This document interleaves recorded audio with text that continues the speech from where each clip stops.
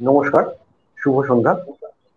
ভাষালিপি আয়োজিত কবিতা ও কথায় অনুষ্ঠানে সবাইকে স্বাগত।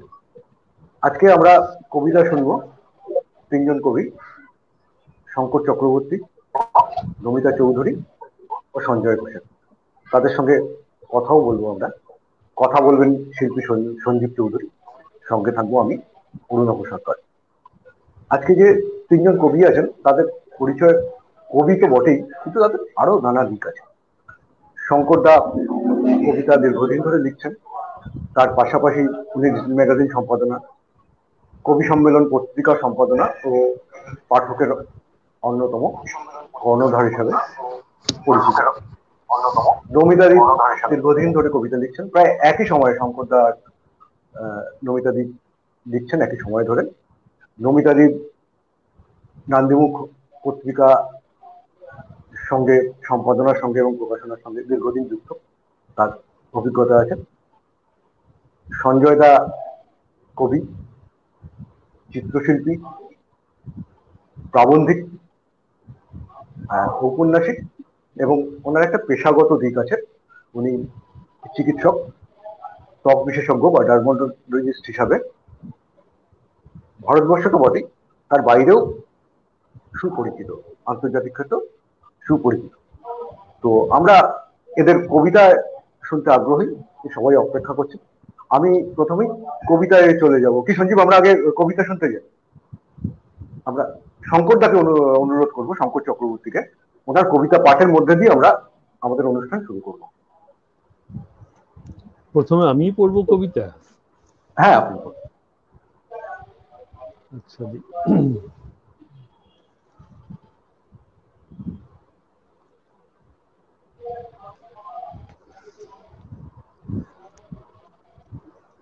আমি সেভাবে ভেবে পড়ছি না, আমি হাতের কাছে যে বইটা পেলাম সেখান থেকে আমি কয়েকটা কবিতা পড়ছি। প্রথম কবিতা, বেদনার কথা। আজ সকাল থেকে বৃষ্টি হচ্ছে খুব, কোথাও যাব না বলে এখন গুটিসুটি বিছানায় উঠে বসেছি। খোলা জানালা দিয়ে ক্রমাগত বৃষ্টির ছাঁট আমাকে ভেজাতে চাইছে। আমার ভিতরে গতকাল থেকে একটা দুঃখবোধ পুষে রেখেছিলাম, কেন যেন এক সময় অজান্তে বেঁধে গিয়েছিল তাকে কদম পাতায়। আমার শুধু গাছটির কথা মনে পড়ছে এখন। অসংখ্য নিবিড় হলুদে হৈ হৈ করে আলো দিয়েছিল কতদিন। আজ বিছানায় বসে দেখছি আকাশ আরো কালো হয়ে যাচ্ছে ক্রমশ। আমার চোখ, নাক, মুখ ভিজে জবজবে। আমার ভিতরের দুঃখবোধ একটু একটু করে ফুলে ফেপে কাকভেজা হয়ে উঠছে ফের। আজ আমি কোথাও যাব না, ঘরে বসে বসে আরো এক 22শে শ্রাবণের কথা ভাববো।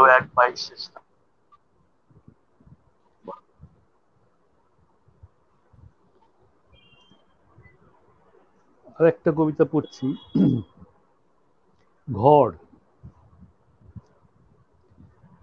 পাহাড়তলির ঘরটা ছেড়ে এসেছি বহুদিন আগে। অদেখা মেয়েটি সেদিন কাঁদছিল খুব। আষাঢ়ের রোদ্দুর তখনও লম্বা হয়ে শুয়েছিল তুলসী মঞ্চের ওপর।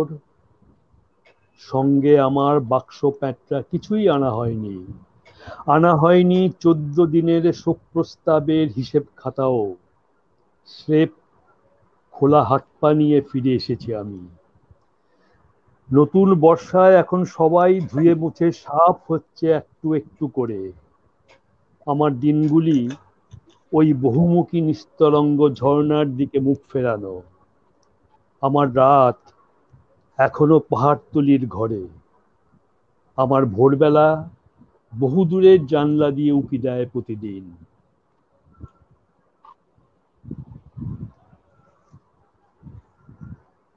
মেঘের আড়ালে। তোমাকে চিনতাম না এর আগে।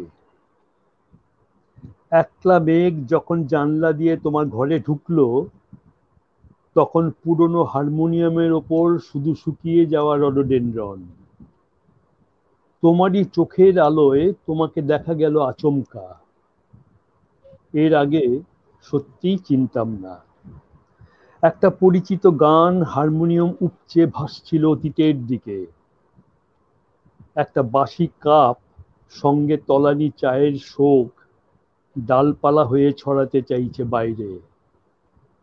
আমার অনুভূতির ভিতরে নন্টেম মেলায় কেনা কাঠের পুতুল।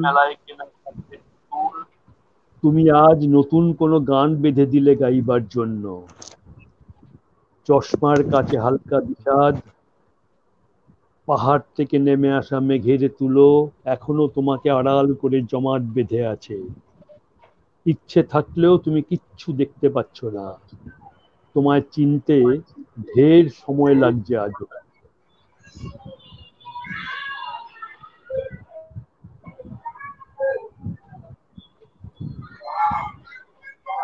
নিরুদ্দিষ্ট। চারটে টুকরো কবিতা আছে। নিরুদ্দিষ্ট। এক, তারকের সাইকেল সারাইয়ের দোকানে এসে শুয়ে পড়ল মহুয়া গাছের ছায়া। দূরে মণ্ডল কাকু ততক্ষণে কাগজের দুর্বোধ্য সংবাদে মাথা গলিয়ে দিয়েছে। পেছন থেকে করাত কলে গাছের গুড়ি চেরা একঘেয়ে শব্দ ভেসে আসছে। সন্ধে পর্যন্ত আজ একটা মিছিলও শহরে এসে ঢুকল না। দুই, ছেলেটা পাঁচিল ডিঙিয়ে নেমে প্রথমেই পেচ্ছাপ করলো বাড়িটির উঠোনে। একের পর এক কিশোর কলা গাছের পাতাগুলি ধারালো ব্লেড দিয়ে কুচকুচ করে কেটে দিস্তা কাগজের মতো গুছিয়ে পাঁচিল ডিঙিয়ে ফিরে গেল। আজ রাষ্ট্রমন্ত্রীর বিবাহবার্ষিকী। তিন, একটা শান্ত শহরের কথা ভাবা যেতে পারে।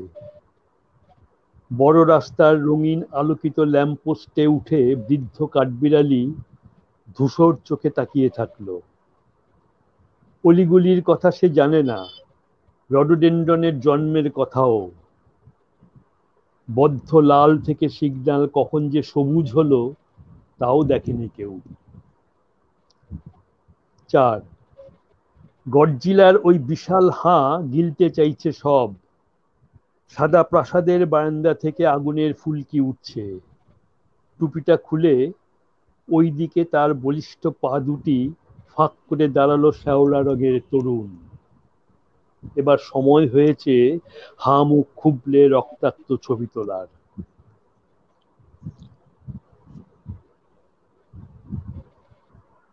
স্মরণ সভা। তোমার পেছনে এক বিশাল কদম গাছের মালায় এক টুকরো শ্রাবণের মেঘ লেগেছিল। তার আগে ছিল তোমার রোদ্দুরে ভেজা দিনগুলি। তারও আগে ছিল শিমুলতলায় ফুল কোড়বার দিন। অথচ তোমার পেছনে কোনো বজ্রবিদ্যুৎ নামেনি। মৌনতা ছিল তখন শিউলি গাছের পাতায় পাতায়। ওই দিগন্ত বিস্তৃত মাঠের দিকে তাকিয়ে বুঝতে পেরেছিলে তোমার দিনগুলি অবিকল দুরন্ত পাগলা ঘোড়ার মতন। তোমার তোবড়ানো গালে কেউ এসে আঙুল দিয়ে এঁকে দিল ভেঙে পড়ার ছবি। তুমি কি ঝিঝি পোকার ডাক শুনতে পাচ্ছ? আজ এই স্মরণ সভায় তোমার সুখ দুঃখের দিনগুলো নিয়ে আলোচনা হবে।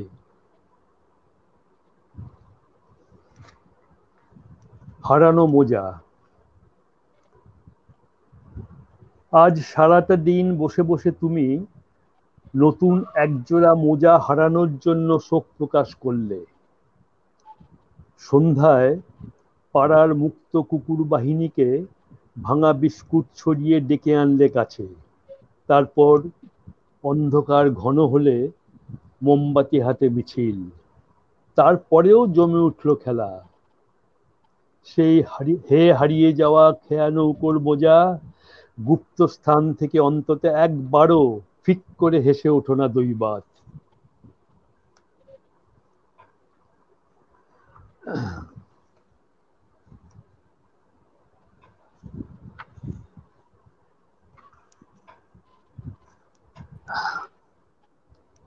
আর পড়বো অরুণাব? হ্যাঁ, আরেকটা পড়ুন, তারপরে আমরা নমিতাদি, সঞ্জয় দা, তারপর আমরা আবার কোথা দ্বিতীয় থেকে? পর্যায়ে আসবো, কিছুক্ষণ কথা বলে নেবো ঠিক আমরা। আছে, ঠিক আছে। আর একটা কবিতা পড়ছি তাহলে। সঞ্জয় দা, তারপর আমরা আবার দ্বিতীয় পর্যায়ে আসবো, কিছুক্ষণ কথা বলে নেবো আমরা। আলোকচিত্র। একজন দয়ালু ক্যামেরাম্যান তোমার পেছন পেছন ছুটছে সারাটা বিকেল। তীব্র আলোয় তোমার অতীত কেমন ঝাপসা হয়ে গেল দ্রুত। হঠাৎই একটা পুচকে জিরাফ ঘাড় উঁচু করে ঢুকে পড়ল সেখানে। যারা বসেছিল চেয়ারে তারা হতবাক, আর যারা ঘোরতর সংসারী সেজে হামলে পড়েছিল দরজায়, তুমি ওদের পলকে নস্যাৎ করে ক্যামেরার আলোয় জ্বলে উঠে মাথা নিচু করে দাঁড়িয়ে থাকলে। আজ এই নিঃস্ব ক্যামেরাম্যান সর্বস্ব হারিয়ে একাই বাড়ি ফিরে যেতে চাইছে। আচ্ছা, এবার আমরা নমিতাদির কবিতা শুনি। নমিতা চৌধুরী এবার কবিতা পড়বেন। নমিতাদি পড়ুন।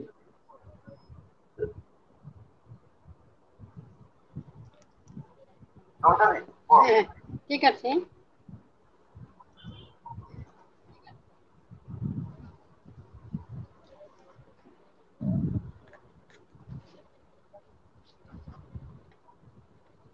নমিতাদি ইয়েটা ফ্রিজ করে গেছে মনে হচ্ছে। পাচ্ছি না কেন? ঠিক আছে, পড়ুন পড়ুন। ঠিক আছে, পড়ুন পড়ুন।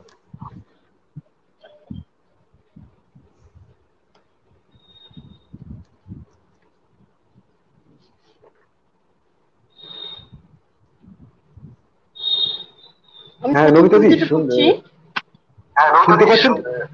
হ্যাঁ পড়ুন। একটি গল্পের বিকেল। শোনা যাচ্ছে?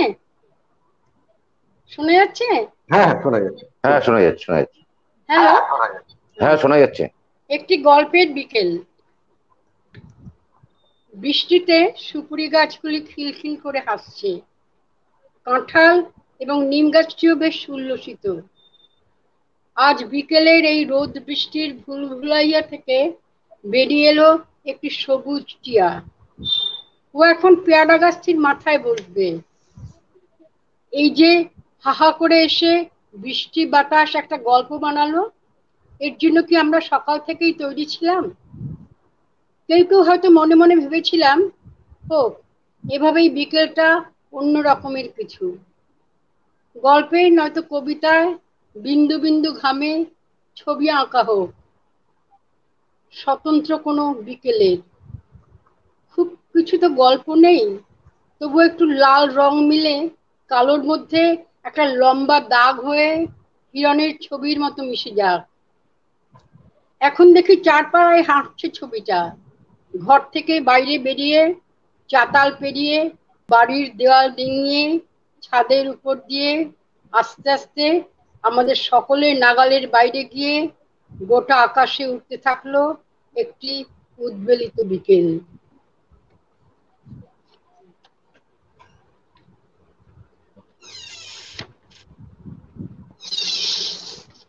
দ্বিতীয় কবিতা, বালিশ।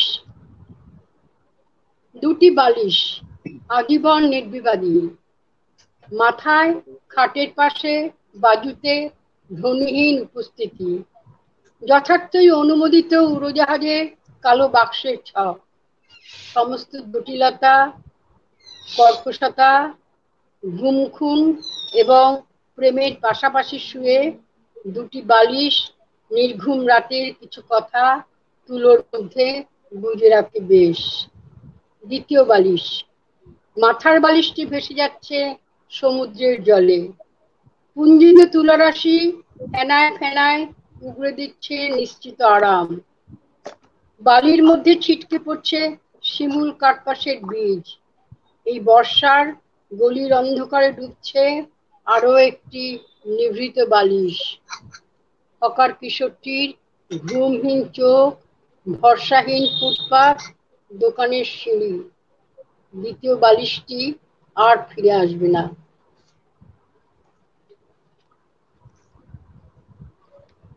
দায়হীন কথা। রাতুলদের বাড়িতে আমি আমার একখানা হাত রেখে এসেছি, আর মণিময়দের বাড়িতে একটি চোখ। রাস্তায় কেউ কেউ আমার হাত কোথায় জিজ্ঞেস করেছে, কেউ কেউ চোখের কথা। বিস্ময় আমি লক্ষ্য করি কেউ একসঙ্গে চোখ এবং হাতের কথা তোলেনি। এখন মাঝে মাঝেই মনে হয় আরো কিছু কিছু দায়হীন প্রত্যঙ্গ যদি কোথাও রেখে আসি, তাহলে কি বা এমন এসে যায়। আর পড়বো? আর পড়বো? হ্যাঁ পড়ুন পড়ুন, হ্যাঁ পড়ুন পড়ুন পড়বো নমিতাদি এখন? পড়ুন। হ্যাঁ নিশ্চয়ই পড়ুন না। বাগনক। লুকিয়ে লুকিয়ে রাখি বাড়তি নখ, নেল কাটারও সঙ্গে রাখি, ছিটে ফেলি, আবার লাফ দিয়ে বেড়ে উঠতে দিই। সন্তর্পণে আঁচলের তলায় ঢেকে রাখি, যেন গোপন কুসুম স্তবক উপহার দেব প্রণয়ীকে। সন্দিগ্ধ যারা, তারা সব এড়িয়ে চলে, আমিও ঘুরি পিছু পিছু। তেমন সুযোগ পেলে বুঝিয়ে দেব বাগনক কাকে বলে। এটার সঙ্গে আর একটা নখের করি। হ্যাঁ নিশ্চয়ই।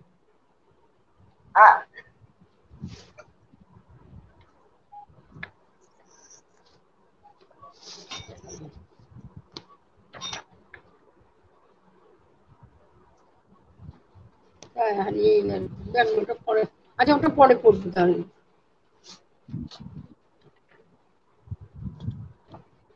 আচ্ছা এত অন্য একটা পড়ুন ভেবে নাকি? ভেবে রাখলাম, তাও দেখি পাচ্ছি না। নীল শাড়িটির বিষয়ে ঠিক। শোনা যাচ্ছে? পড়বো? হ্যাঁ শোনা যাচ্ছে, পড়ুন প্রথম থেকে। হ্যাঁ পড়ুন প্রথম থেকে। নীল শাড়িটির বিষয়ে।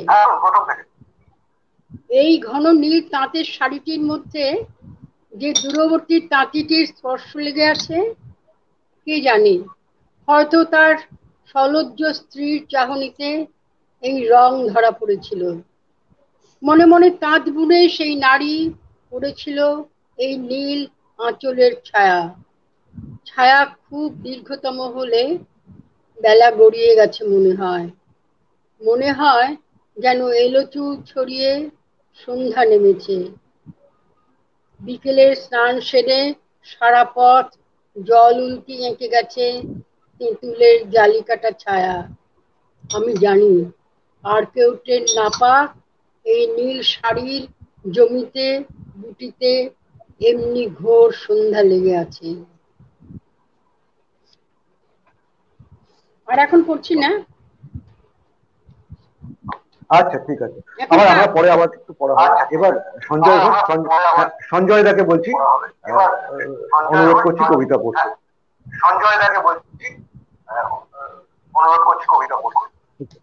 প্রথমে ভাষালিপিকে ধন্যবাদ এরকম একটা অনুষ্ঠান, এরকম একটা সন্ধ্যা করার জন্য। তো আমি প্রথমে এই অবরুদ্ধ সময় লেখা দুটি কবিতা পড়ছি। একটি অনলাইন পত্রিকায় এটা বেরিয়েছে। নীল আস্তাবল। নীল আস্তাবলের ভেতরে প্রবেশ করছি আজ সন্ধ্যাবেলায়, নিজস্ব ডানা গুটিয়ে।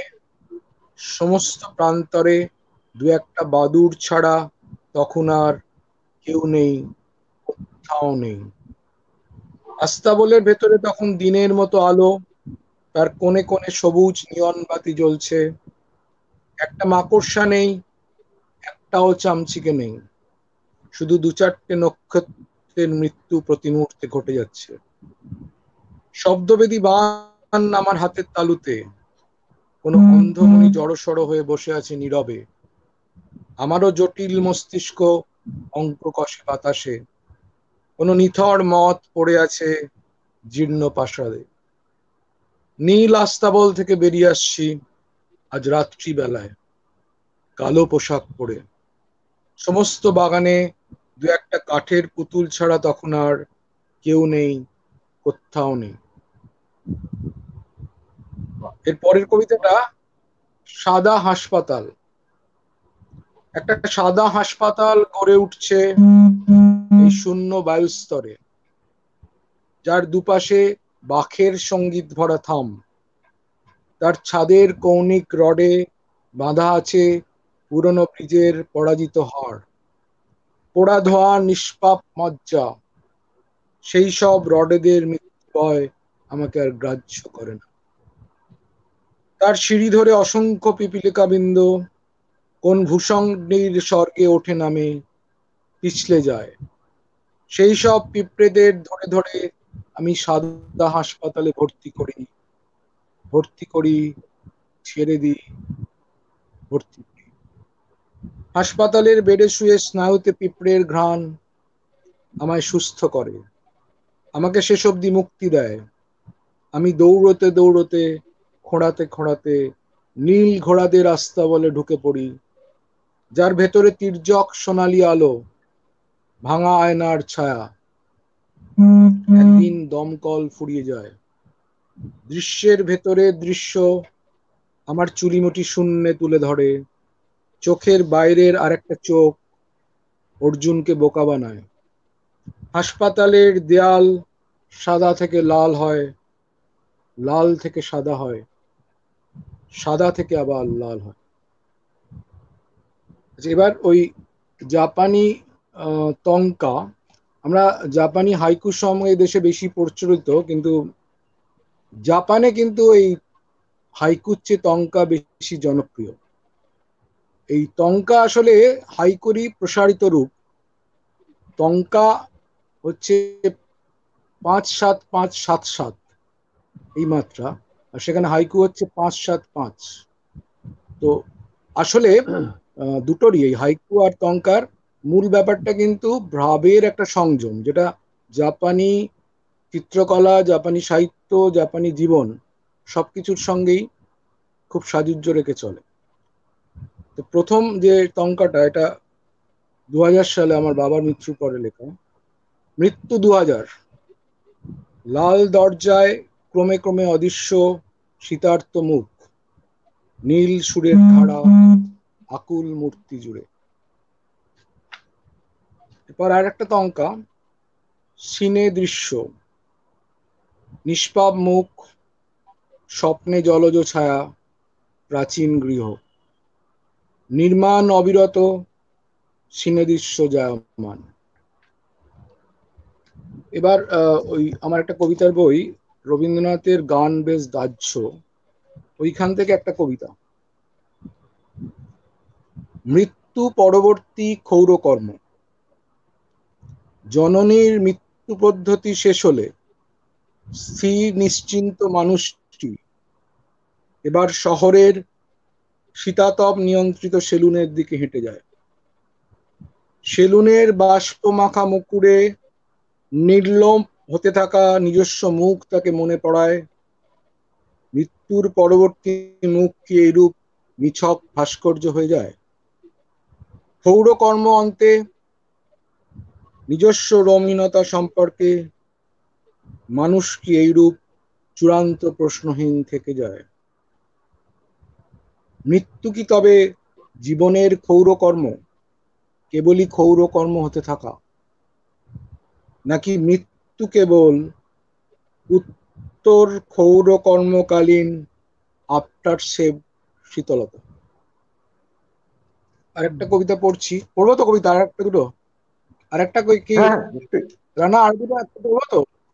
হ্যাঁ না, পড়ো পড়ো রানা, পড়ো, নিশ্চয়ই নিশ্চয়ই পড়ো। হ্যাঁ, পড়ো পড়ো দুটো পড়ো প্লিজ। আচ্ছা, এবার হচ্ছে একটা কবিতা হচ্ছে ওই পাখি জন্ম বই থেকে, সেটা হচ্ছে একটা গল্প। একটা গল্প শুনতে চাইছো, হাওয়ার গল্প, হাওয়ার সিঁড়ির গল্প। যখন অলস হয়ে যাচ্ছিল দুপায়ের মোজা, পেরেক গাঁচ্ছিল রক্তহীন পায়ের আঙুল, বোতলে বৃষ্টি পুড়ে উল্লাসে মাখামাখি, একটা গল্প শোনাতে চাইছি, কাঁচের গল্প, কাঁচের নিঃশ্বাসের গল্প। যখন বিপন্ন হয়ে যাচ্ছিল দু চোখের কাজল, ছানিতে ঢাকছিল কপালের তৃতীয় নয়ন, পোশাকে নক্ষত্র জুড়ে বিষাদে হাসাহাসি। আর একটা ওই বাঘ ও মাউথ অর্গান বইয়ের একটা কবিতা, এটা হচ্ছে অহিংসার সময় প্রেম। হলুদ বৃত্তের ঠিক মাঝখানে আর একটা নীল বৃত্ত, যা বুদ্ধের পায়ের কাছে বসে বিম্বিসার এঁকেছিলেন। তার মাঝখানে কয়েকটা কালো রেখা এঁকে দিলে তুমি। আমি তুমি তার মধ্যে দিব্যি চিকে গোল্লা খেললাম। এইভাবে একদিন পৃথিবী থেকে হিংসা চলে গেল। আমার তোমার চিকে গোল্লা বাতাসে উঠতে লাগলো। শেষ পর্যন্ত চিকে নয়, গোল্লা নয়, শুধু লাল সবুজ বেলুনেরা মাটিতে নেমে এলো। একদিন আমরা দুজনে নালন্দায় ক্লাস ঘরে বসলাম, বসে খালি পোড়া ইটের সংখ্যা গুনতে লাগলাম। বাইরের মাঠে তখন অনেক মাছ একসঙ্গে সাঁতরাচ্ছে। পরিযায়ী পাখিরা পদ্ম পাতার ওপর সন্তর্পণে হাঁটছে। তোমরা যখন অহিংসা অহিংসা বলে পতাকা ওড়াচ্ছ, আমার তোমার AK-47 বাথটবে চুবিয়ে দিচ্ছ, ঠিক সেই সময় বাথরুমে তোমার গহন ইশারায় ফ্ল্যাশের জলে ডুবিয়ে মারছ প্রিয় আরশোলাদের। এরপর আমরা দুজন খালি হাহা হিহি হেসেছি। এরপর আমরা দুজনে খালি হো হো হা হা হাসছি। ঠিক আছে, এটুকু রাখলাম। হ্যাঁ, আচ্ছা, এবার আমরা একটু কথা একটু সঞ্জীব, আমরা আমরা একটু কথা বলি, সঞ্জয় দাকে দিয়েই কথা শুরু করি। সঞ্জয় দার আরেকটা পরিচয় আছে, উনি চিত্রশিল্পী এবং উনি দীর্ঘদিন ছবি আঁকছেন। ওনার ছবি আঁকা এবং ছবির চোখ দুটোই দেখা এবং অসাধারণ, এবং ছবির উপর অনেক লেখাও আছে। তো সঞ্জয় দা অনেক জায়গায় ভ্রমণ করেছেন, আমি অনেক ওনার লেখা বলো সঞ্জীব, বলো প্লিজ, বলো। না, আমি ওনার লেখা আমি রবিবাসরীয় কিছু পত্রিকায় আমি দেখেও ছিলাম। ওনার বিদেশের বিভিন্ন গ্যালারিতে ছবি দেখার অভিজ্ঞতা নিয়ে কুসুম, আমার যদ্দূর মনে হচ্ছে ভ্যান গগের ওপর বোধহয় একটা লেখাও আমি পড়েছিলাম। তো একটা যেটা সঞ্জয় দাকে জিজ্ঞেস করার, যে উনি তো বিদেশের বিভিন্ন মিউজিয়ামে, বিভিন্ন গ্যালারিতে উনি তো ছবি, ভাস্কর্য এই সমস্ত দেখেছেন। তো যেটা আমি বলতে চাইছি, এই সময় মানে কন্টেম্পোরারি যুগে, কন্টেম্পোরারি এই সময় যে সমস্ত শিল্পীরা যারা ছবি আঁকছেন এখন, বা যাদের শো সেখানে হয়, আমার এখানে বসে দেখা যেগুলো, সেগুলো দেখি যে আমি মূলত ইউরোপ আমেরিকার কথা বলছি, যে সেখানে এখন একটা কিন্তু খুব রিয়েলিস্টিক কাজের খুব কিন্তু চল আমি দেখতে পাই এখানে। মানে এখানে বলতে মানে আমি বাড়িতে বসে নেটে বা বিভিন্ন জায়গা থেকে ঘেটে, তা উনি তো ওখানে গেছেন, দেখেছেন আর কি। তো আমার বক্তব্য হচ্ছে এটা, যে রিয়েলিস্টিক ধারার যে কাজ, সেটা কি এই সময় ইউরোপ আমেরিকাতে কি খুব চলছে, মানে হচ্ছে কি খুব, মানে আমার সেই অভিজ্ঞতাটা আমার নেই। এটা আমার একটা জানার ব্যাপার রয়েছে এই মানে এই কন্টেম্পোরারি, মানে এর মধ্যে আমি নামগুলো বলতে পারছি না। যেমন হ্যাঁ, একজন ওয়াটার কালার আর্টিস্ট রয়েছেন অ্যালভারো, উরুগুয়ের, কিন্তু উনি রয়েছেন বোধহয় খুব সময় বোধহয় এখন বোধহয় আমেরিকা বা ইউরোপের কোথাও রয়েছেন, বা জোসেফ বুগভিক, এই সময় কন্টেম্পোরারি মানে বিখ্যাত এরা সব মানে পেন্টার, বিশেষত ওয়াটার কালারের ক্ষেত্রে। আর এটার সাথে আমি আরেকটা জিজ্ঞাসা করব, যে ইউরোপের, প্রধানত এখন ইউরোপের চিত্রকলার মধ্যযুগের বলি বা তার পরবর্তী সময়ের দিক দিয়ে বলি, আর ঠিক সেই সময় দাঁড়িয়ে ভারতবর্ষে যে সমস্ত, তখন তো মূলত আর কি আমাদের এখানে ভাস্কর্য, মন্দির ভাস্কর্য, স্থাপত্য এগুলো হতো, এবং তার সাথে ছবিও ছিল। তো এই দুটোর মধ্যে আমার যেটুকু অভিজ্ঞতা হয়েছে, যে আমাদের দেশে মানে প্রাচ্য, আমাদের দেশে রিয়েলিস্টিক ফরম্যাটে আর কি কাজকর্ম হতো। তো এই ব্যাপারগুলো নিয়ে উনি যদি একটু বলেন, ওটা তো নিজের বেশ কিছু দেখারও জায়গা, উনি সেখানে গিয়ে দেখতে পেরেছেন, এই ব্যাপার নিয়ে আপনার উনি যদি শেষ, কিছু যদি আলোকপাত আপনার করতে পারেন। সঞ্জীববাবু, আপনার শেষ কথাটা একটু জড়িয়ে গেল আমার কাছে, মানে আমি শুনতে পেলাম না শেষ যেটা বললেন, যে ওই ওদেশে যে বলছি সঞ্জীব, যে তুমি আমি আরেকবার বলো। এই যে ভারতবর্ষে, হ্যাঁ আমি বলছি ভারতবর্ষে, আমি সেকেন্ড পার্টে যেটা বলছি, ভারতবর্ষের ক্ষেত্রে মধ্যযুগ বা তার পরবর্তীকালে যে সমস্ত শিল্পকলা, প্রধানত স্থাপত্য, সেখানে যে ভারতবর্ষের ক্ষেত্রে একটা দেখা যায় যে তার গতিটা হচ্ছে কিন্তু অ্যাবস্ট্রাক্টের দিকে, কিন্তু সেখানে ইউরোপের ক্ষেত্রে কিন্তু দেখা যায় যে সেখানে কিন্তু খুব রিয়েলিস্টিকের মধ্যে তারা কিন্তু সে সময় কিন্তু আবদ্ধ ছিল। তার ডিফারেন্সটা আমি এটাই করতে চাইছি যে আপনি তো দেখেছেন যে ইউরোপের, মানে এখানে আমি ইউরোপের শিল্পকলাটার কথাই বলবো। ইউরোপের ক্ষেত্রে যে মধ্যযুগ বা তার পরবর্তী সময় ভীষণ রকম ভাবে রিয়ালিস্টিকে, কিন্তু ভারতবর্ষ কিন্তু সেই সময় কিন্তু অ্যাবস্ট্রাক্টের দিয়ে কিন্তু যাচ্ছে। মানে আমাদের এখানকার যে সমস্ত মানে অজন্তিলোরা বলি বা আমাদের যে ভারতবর্ষের মন্দির স্থাপত্যের ক্ষেত্রে বলি, সেখানে যে সমস্ত ভাস্কর্যগুলো রয়েছে তার প্যাটার্নটা কিন্তু মানে দেখতে রিয়েলিস্টিক, তার প্যাটার্নটা কিন্তু তার বেসিক জায়গাটা কিন্তু একেবারে অ্যাবস্ট্রাক্ট ফরম্যাটের। কারণ তাদের যে ফিগার গুলো রয়েছে সেই ফিগার গুলো কিন্তু মানে কোনটাই কিন্তু মানবদের যে ফিগার, সেই ফিগারটাই কিন্তু ওরা ভেঙে কিন্তু একেবারে অন্যরকম ভাবে করে নিয়ে গেছে, যেখানে কিন্তু ইউরোপ কিন্তু অনেকটাই রিয়েলিস্টিকের মধ্যেই কিন্তু সীমাবদ্ধ ছিল। যেহেতু আপনি এগুলো সচক্ষে দেখেছেন, নিজে গিয়ে ওখানে দেখেছেন গ্যালারি মিউজিয়ামে, তো এই ব্যাপারে আপনার ভাবনা চিন্তা, আপনার দেখাটা একটু জানতে চাই। সঞ্জীববাবু, আপনার প্রশ্নগুলোর জন্য আপনাকে প্রথম কথা ধন্যবাদ। এগুলো খুব ইন্টারেস্টিং প্রশ্ন। প্রথম যে প্রশ্নটা, যে ওদেশে রিয়েলিস্টিক কাজ এই মুহূর্তে বেশি হচ্ছে, আমার যেটা মনে হয়েছে ওদেশ বা এদেশ মিলিয়ে এই রিয়েলিস্টিক এবং অ্যাবস্ট্রাক্ট এই দুটো কাজ যেন কিছুটা সাইকেলে আসে।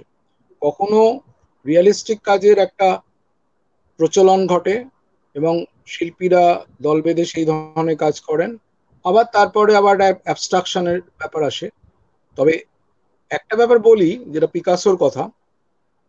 পিকাসোর মতে যে অ্যাবস্ট্রাক্ট কাজও আসলে রিয়েলিস্টিক কাজ, এবং পিকাসোর মতে রিয়েলিটি ছাড়া অ্যাবস্ট্রাকশন হয় না, সূত্রটা কোথাও একটা রিয়েলিটি থেকে যায়। যাই হোক, তো এবার প্রথম যে ভঙ্গিটা, যেমন আপনি বললেন, যেমন কিতাজ, এটা যে যে ধরনের কাজ করছিল, এটা অ্যাবস্ট্রাকশন চরম কাজটা যেটা ধরুন আমেরিকায় ঘটে গেছে, মানে ওই যুদ্ধ পরবর্তী সময়, সেই সময় হ্যাঁ বলুন। যে কিছু একটা প্রবলেম নমিতার হয়েছে। নমিতা, কথা কি শোনা যাচ্ছে? আমার কথা কি শোনা যাচ্ছে? শোনা যাচ্ছে, কথা শোনা যাচ্ছে, হ্যাঁ হ্যাঁ শোনা যাচ্ছে। যে আমেরিকায় চরম যেটা অ্যাবস্ট্রাক্ট এক্সপ্রেশনিজম যে কাজটা, সেটা চরম অ্যাবস্ট্রাক্টে চূড়ান্ত হয়েছিল। তারপর লন্ডনে আবার যে লন্ডন স্কুল যেটা এলো, তারা রিয়েলিস্টিক কাজ, কিন্তু রিয়েলিস্টিক কাজের মধ্যে তাদের নিজস্ব ধরনটাও ঢুকিয়ে দিল। সেই ধরনটা আবার শুরু হলো। আর তার আগে যে কাজটা চলছিল, একটা ধরুন আপনি ধরুন পল ক্লির কাজ ভাবেন বা ওদিকে মিরর কাজ ভাবেন, তারা তো একটা অ্যাবস্ট্রাকশন এবং রিয়ালিজমের মধ্যে যাতায়াত করছিলেন। এবং অনেক শিল্পী, আমার যেটা মনে হয়, এই দুটোর মধ্যে একটা যাতায়াত করেন। কাজে অ্যাবস্ট্রাকশনের প্রাধান্য থাকে, কোনো কোনো কাজে শোনা যাচ্ছে কি? শোনা যাচ্ছে? হ্যাঁ শোনা যাচ্ছে, শোনা যাচ্ছে। বললেন যে আমি যেটা বিদেশে দেখেছি রিসেন্টলি, ডেফিনেটলি বেশ কিছু কাজ রিয়েলিস্টিক, তবে তার পাশাপাশি প্রচুর গ্যালারিতে অ্যাবস্ট্রাকশনের কাজের যথেষ্ট মানে মানে চোখে পড়ে, এবং চোখে পড়ার মতোই কাজ। তবে আমার মনে হয় দুটো কাজেরই সমান মূল্য আছে। আর আমার যেটা মনে হয় যে এখানে আমরা রিয়েলিস্টিক বা অ্যাবস্ট্রাকশন না ভেবে ছবি কতটা ছবি হচ্ছে, ছবির মূল জায়গাটা একটা শিল্পী পারছেন, সেইটা বোধহয় বিচার্য। আর আপনার যে দ্বিতীয় প্রশ্ন, যেটা এটা মধ্যযুগে আমাদের ভারতবর্ষের শিল্প বা প্রাচ্য শিল্প সবসময় কিন্তু স্টাইলিস্ট, তাতে সবসময় কিন্তু একটা অ্যাবস্ট্রাক্টের দিকে ঝোঁক, এবং সেখানে কখনোই একদম নর্মাল একটা মানুষ বা নর্মাল একটা প্রাণীকে একদম মানে অবিকল আঁকার প্রচেষ্টাটা কম। যেমন যখন কলা ভবনে গেছিলেন, ওই নন্দলাল একটা কথা বলেছিলেন যে দেখো ওই গরুটাকে আঁকো, কিন্তু গরুটা এঁকো না, গরুর গরুত্বটাকে আঁকো। এইটা আমার মনে হয় যে প্রাচ্য শিল্পের মূল কথা। তো সেখানে কিন্তু গরুর অ্যাবস্ট্রাকশনটা আমার তুলে আনতে হবে। তো এইটাই হচ্ছে ভারতীয় শিল্পের একটা মূল কথা। এবং আপনি তো নিশ্চয়ই সেটা জানেন যে আমাদের মাতিস যেটা করেছিলেন, সেটা তো প্রাচ্য থেকে নিয়েছিলেন, এবং ভ্যান গগ যেটা করেছিলেন সেটা উডকাট থেকে নিয়েছিলেন। এখানে প্রাচ্য থেকে ওনা অনেকটাই ঋণ। পরবর্তী আমাদের ভারতবর্ষের শিল্পীরাও বিদেশ থেকে অনেক কিছু নিয়েছেন, কিন্তু এই দেওয়ানেটা চলেছেই। তবে আমার নিজের মূল কথাটা হচ্ছে যে ছবি দেখতে গেলে আমরা ছবিটাই মূল বিচার্য করব। এবং কিছু শিল্পী হয়তো রিয়েলিস্টিক আছেন, অসাধারণ রিয়েলিস্টিক, বিকাশ ভট্টাচার্যের রিয়েলিস্টিক দেখলে তো আমরা শিহরণ জাগে। সেইখানে তখন আজ গণেশ সালভের অ্যাবস্ট্রাকশন যদি আমরা দেখি, সেটাও আমাদের শিহরণ জাগে। এই জায়গাটাই অ্যান্ড্রু উইথ যেমন ওদের বিদেশে অসাধারণ রিয়েলিস্টিক করেছেন, যেটা থেকে বিকাশ ভট্টাচার্য অনুপ্রাণিত হচ্ছে। অনুপ্রাণিত শব্দটা অবশ্য এখন যাই হোক, তো এখন যাই হোক, মানে এই যে ভাবধারাটা নেওয়া, তো ন্যাচারালি সেই জায়গাটা আমাদের মানে মনে হয় যে এটা আবর্তিত হতে থাকবে, এবং আমাদের ভবিষ্যৎ শিল্পীরাও এটা বিভিন্ন ভাবে নিতে থাকবেন। কখনো কবিতাতেও আমার ধারণা এই ব্যাপারটা আসবে, কবিতাতেও যে অ্যাবস্ট্রাকশন বা রিয়েলিজম, এটাও একইভাবে আসে আমার ধারণা, এবং এইভাবেই দেয়ালটা চলছে।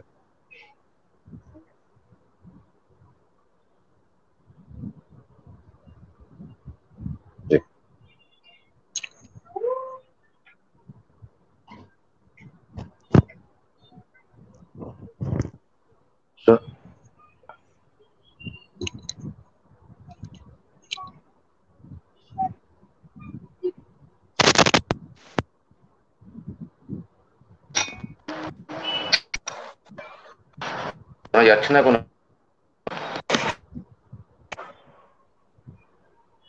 সংগ্রহ শুনতে পাচ্ছেন কথা? হ্যাঁ হ্যাঁ, শুনতে পাচ্ছি, বলো। হ্যাঁ এবার ঠিক আছে। হ্যাঁ হ্যাঁ হ্যাঁ। আচ্ছা, আরেকটা সঞ্জয় দাকে আরেকটা জিনিস জিজ্ঞাসা করার কথা, মানে জিজ্ঞাসা করছি এই যে এটা আমার শোনা, কিন্তু ব্যাপারটা আপনি বলতে পারবেন যে ভারতীয় শিল্পীদের ইউরোপে, ভারতীয় শিল্পীদের ইউরোপে কিরকম কদর রয়েছে বলুন তো। আমরা মানে আমার যেটা শোনা সেটা হচ্ছে যে ভারতীয় শিল্পীরা সেইভাবে ইউরোপে, মানে যেহেতু একটা নেটিভ দেশ বা দীর্ঘ 200 বছর পরাধীনতার মধ্যে ছিল, এদেরকে না, মানে এদের শিল্প নিয়ে সেই অর্থে, ভারতীয় শিল্প নিয়ে সেই অর্থে ইউরোপে খুব আলোচিত হয় না বা করা হয় না। এটা একটা স্বেচ্ছায় করা হয়, ইচ্ছা করেই করা হয় না, এরকম একটা কথাবার্তা এখানে শুনি। ব্যাপারটার মধ্যে আদৌ কি কোনো সত্যতা কিছু আছে কি, নাকি সেটা আপনি বলতে পারবেন? না, এটা ঘটনা, এটা এটা খুব বাস্তব ঘটনা। আমার ধারণা, ধরুন প্যারিসের লুভ, যেটা মানে বিদেশের একটা সবচেয়ে বড় মিউজিয়াম, তো ওখানে অনেক কাজ দেখেছি, কিন্তু আমার মনে হয়েছে এখানে কেন নন্দলাল থাকবেন না, কেন অবনীন্দ্রনাথ থাকবেন না, কেন রামকিঙ্কর থাকবেন, এটা আমার লুভের সিঁড়ি দিয়ে নামতে নামতে মনে হচ্ছে। এটা সত্যি কথা বলতে কি সেই একটা মানে ওই বিভেদ, এবং এখানকার ধরুন ওরা কিছু লুপ্ত কিছু আমাদের পুরনো হয়তো হরপ্পা মহেঞ্জোদারো শিল্প টুকরো রেখেছে একটা প্রাগৈতিহাসিক একটা এই জন্য, কিন্তু আমাদের কন্টেম্পোরারি শিল্পী যারা অনেকে ওয়ার্ল্ড ক্লাস কাজ করেছেন পৃথিবীর যে কোনো, আমি অবনীন্দ্রনাথ, নন্দলাল, রবীন্দ্রনাথ, এরা তো পৃথিবীর যে কোনো শিল্পীর সমকক্ষ কাজ করেছেন, কিন্তু তাদের বিদেশি মিউজিয়ামে সেইভাবে জায়গা দেওয়া হয়নি। যদিও তাদের নাম করা হয়, হয়তো তাদের কিছু কথা বলা হয়, যেমন অশোক মিত্র। আমি অশোক মিত্র মানে যিনি ইকোনমিক্স এর বলছি না, আমি বলছি যিনি চিত্র সমালোচক ছিলেন, যার সব অসাধারণ আমাদের ভারতীয় ভারতীয়, হ্যাঁ সেই ভারতীয় অশোক শিল্পী। মিত্রর সাথে আমি খুব ঘনিষ্ঠ ছিলাম। তো অশোক মিত্রবাবু বলতেন, দেখো বিদেশে এই যে এই আমাদের ভারতীয় শিল্পীদের কম্পারেটিভলি দাম কম, কাজের দাম কম বিদেশের তুলনায়, সেজন্য অনেকে সংগ্রহ করে, কিন্তু সেই মূল্যটা, ধরুন গণেশ পাইন, বিকাশ ভট্টাচার্যের, যোগেন চৌধুরীর যে মূল্যটা, মানে মূল্য মানে আমি বলছি তার অ্যাস্থেটিক মূল্য, সেইটা অনেক সময় দেওয়া হয় মানে বিদেশে। তো এটা অবশ্যই আমাদের কাছে খুব পেনফুল। বিদেশে যখন গ্যালারিগুলোতে যাই, এনাদের এক্সিবিশন হয়তো কখনো কখনো হয়, আমি রিসেন্টলি শুনলাম টেট গ্যালারিতে ওরা প্রতি মাসে একটা করে মানে ইয়ার মানে সরি ছবি, পেন্টিং অফ দ্য মান্থ দেখায়। তো সেখানে গত মাসে ওরা বিনোদ বিহারীর ছবি একটা দেখিয়েছে। সেই বিনোদ বিহারীর ছবিটা হয়তো আমরা এখানে কত মূল্য দিইনি, ওরা দিয়েছে মূল্য। কিন্তু এই যে আস্তে আস্তে আবিষ্কৃত হচ্ছেন, কিন্তু সেই এখনো সেই মূল্যটা পাননি, আমার নিজের সেটা ওখানে ঘুরে মনে হচ্ছে।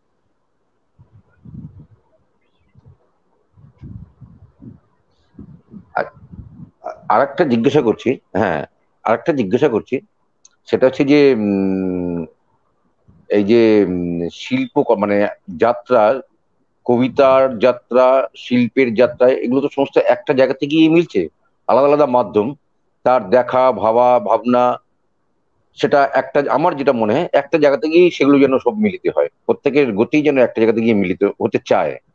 তাই এই ব্যাপারে আপনি যেহেতু কবিতার সাথে আপনি আপনি নিজে কবিতা লেখেন, কবিতা চর্চা করেন, আপনি সাহিত্য চর্চা করেন, সেই সাথে ছবির চর্চাও আপনার রয়েছে, এক্ষেত্রে আপনার ভাবনা চিন্তা কিরকম বলুন তো দেখি। যে আমি দেখেছি যে মানে এখানেও যে অনেকেই যারা শিল্প করছেন, মানে ছবি আঁকছেন তাদের সাথে হয় দেখছি সাহিত্য চর্চা মানে কবিতা, আমার নিজের ব্যক্তিগত অভিজ্ঞতা দিয়ে বলছি, কবিতা চর্চাটা অনেকের মধ্যেই নেই। আবার ঠিক অনেকেই যেমন যারা কবিতা চর্চা করছেন তার সাথে শিল্পের চর্চাটা রয়েছে, কিন্তু সেভাবে গভীরভাবে কিন্তু নেই। কিন্তু আমি দেখেছি বিদেশে অনেকের ক্ষেত্রেই দেখেছি যে একটার সাথে একটা সম্পর্ক, মানে একজনের সাথে আরেকজনের সম্পর্ক জানা বোঝা, মানে এক মাধ্যমের সাথে আরেক মাধ্যম ভীষণ রকম ভাবে রয়েছে। আমাদের এখানে কিন্তু সেইভাবে চর্চাটা নেই। যারা খুব কবিতার মধ্যে রয়েছেন কবিতা নিয়ে, যারা শিল্পের ছবি চর্চা করছেন ছবির মধ্যেই খুব কম অংশই রয়েছে যারা দুটো চর্চাই একসাথে চালিয়ে যান। মানে যিনি শিল্পী তিনি কবিতা লিখবেন এই অর্থে বলছি না, যে কবিতার মধ্যেও তার যে যাপন করার যে ব্যাপারটা, এটা আপনার ব্যক্তিগতভাবে কি মনে? আপনি তো দুটোতেই রয়েছেন। এইটা খুব ভালো এবং সত্যি কথা বলতে কি একটা খুব এখনকার দিনে ইম্পর্টেন্ট কোশ্চেন এবং একটা প্রশ্ন। এটা নিয়ে তো আমরা ভাবছি, এবং যেটা প্রথম হচ্ছে যেটা বললেন যে দুটো কবিতা বা চিত্রকলা হয়তো শুরুটা এক জায়গাতেই, শেষ তো নেই, দুটোরই শেষ নেই। এখন এটা দুভাবে হতে পারে। একটা হচ্ছে একজন কবি যখন কবিতা লিখছেন তিনি চিত্রকলা মানে চিত্রকলা দেখে তার থেকে ঋদ্ধ হতে পারেন, নতুন উপাদান পেতে পারেন। এবং উল্টোটা হতে পারে, একজন চিত্রশিল্পী একটা কবিতা থেকে তার উপাদান পেতে পারে। তো এইটা একটা জায়গা, যেমন গণেশ পাইন শক্তি চট্টোপাধ্যায়ের মহাবাদী সোসাইটি হলে চট্টোপাধ্যায়ের সেই অসাধারণ পড়া যে তীরে প্রচন্ড কলরব, তীরে ভেসে যায় কার সব, এই যে এইটা শুনে আমাকে গণেশদা নিজে বলেছিলেন, তিনি ভেতরে ভেতরে কেঁপে উঠেছিলেন। এবং এর থেকে উনি একটা অদ্ভুত জলযান, একটা ভেসেলের কল্পনা পেলেন এবং তার থেকে উনি ছবি আঁকলেন। এবং তারপরে অজস্র ছবিতে ওই মোটিভটা এলো। তো এই যে শক্তি চট্টোপাধ্যায়ের ওই কবিতা গণেশ পাইনকে দিয়ে একটা অন্য, মানে সেটা ওনার নিজের ভাষায় করে নিলেন, চিত্র ভাষায়। এইটা একটা বড় জায়গা। আবার আরেকটা জায়গা সেটা হচ্ছে আমার যেটা মনে হয় যে একজন কবি যখন কবিতা লেখেন, তো তিনি কবিতা লিখতে লিখতে একটা জায়গায় একটা এমন কিছু বলতে চান, সেটা তো কবিতার মাধ্যমের জায়গায় তিনি ছবিটা বেছে নেন।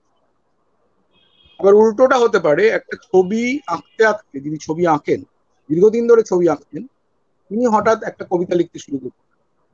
তার এমন কিছু বলার আছে যেটা কবিতাকে তিনি মাধ্যম হিসেবে নিচ্ছেন।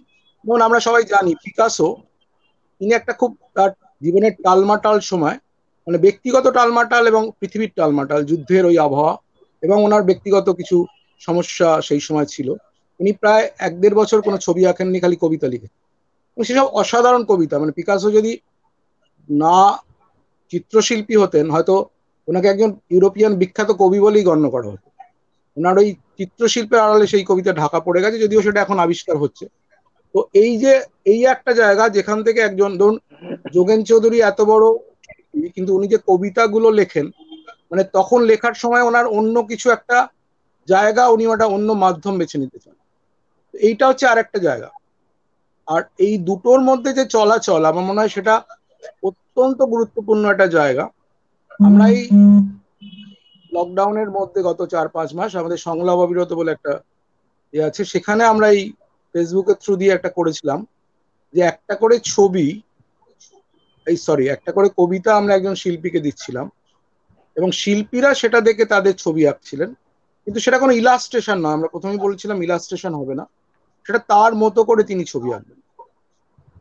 এবং সেটা 90টা এপিসোড আমরা করেছিলাম, 90 জন কবি, 90 জন শিল্পী। তো সেটা খুবই সাড়া জাগিয়েছিল এবং সেইটা এই যে চলাচল। এবং আমরা জানি যে সুনীল গঙ্গোপাধ্যায়, শক্তি চট্টোপাধ্যায় এরা রেগুলার চিত্রশিল্পের প্রদর্শনীতে যেতেন এবং এদের সঙ্গে প্রকাশ কর্মকার এদের একটা নিবিড় যোগাযোগ ছিল।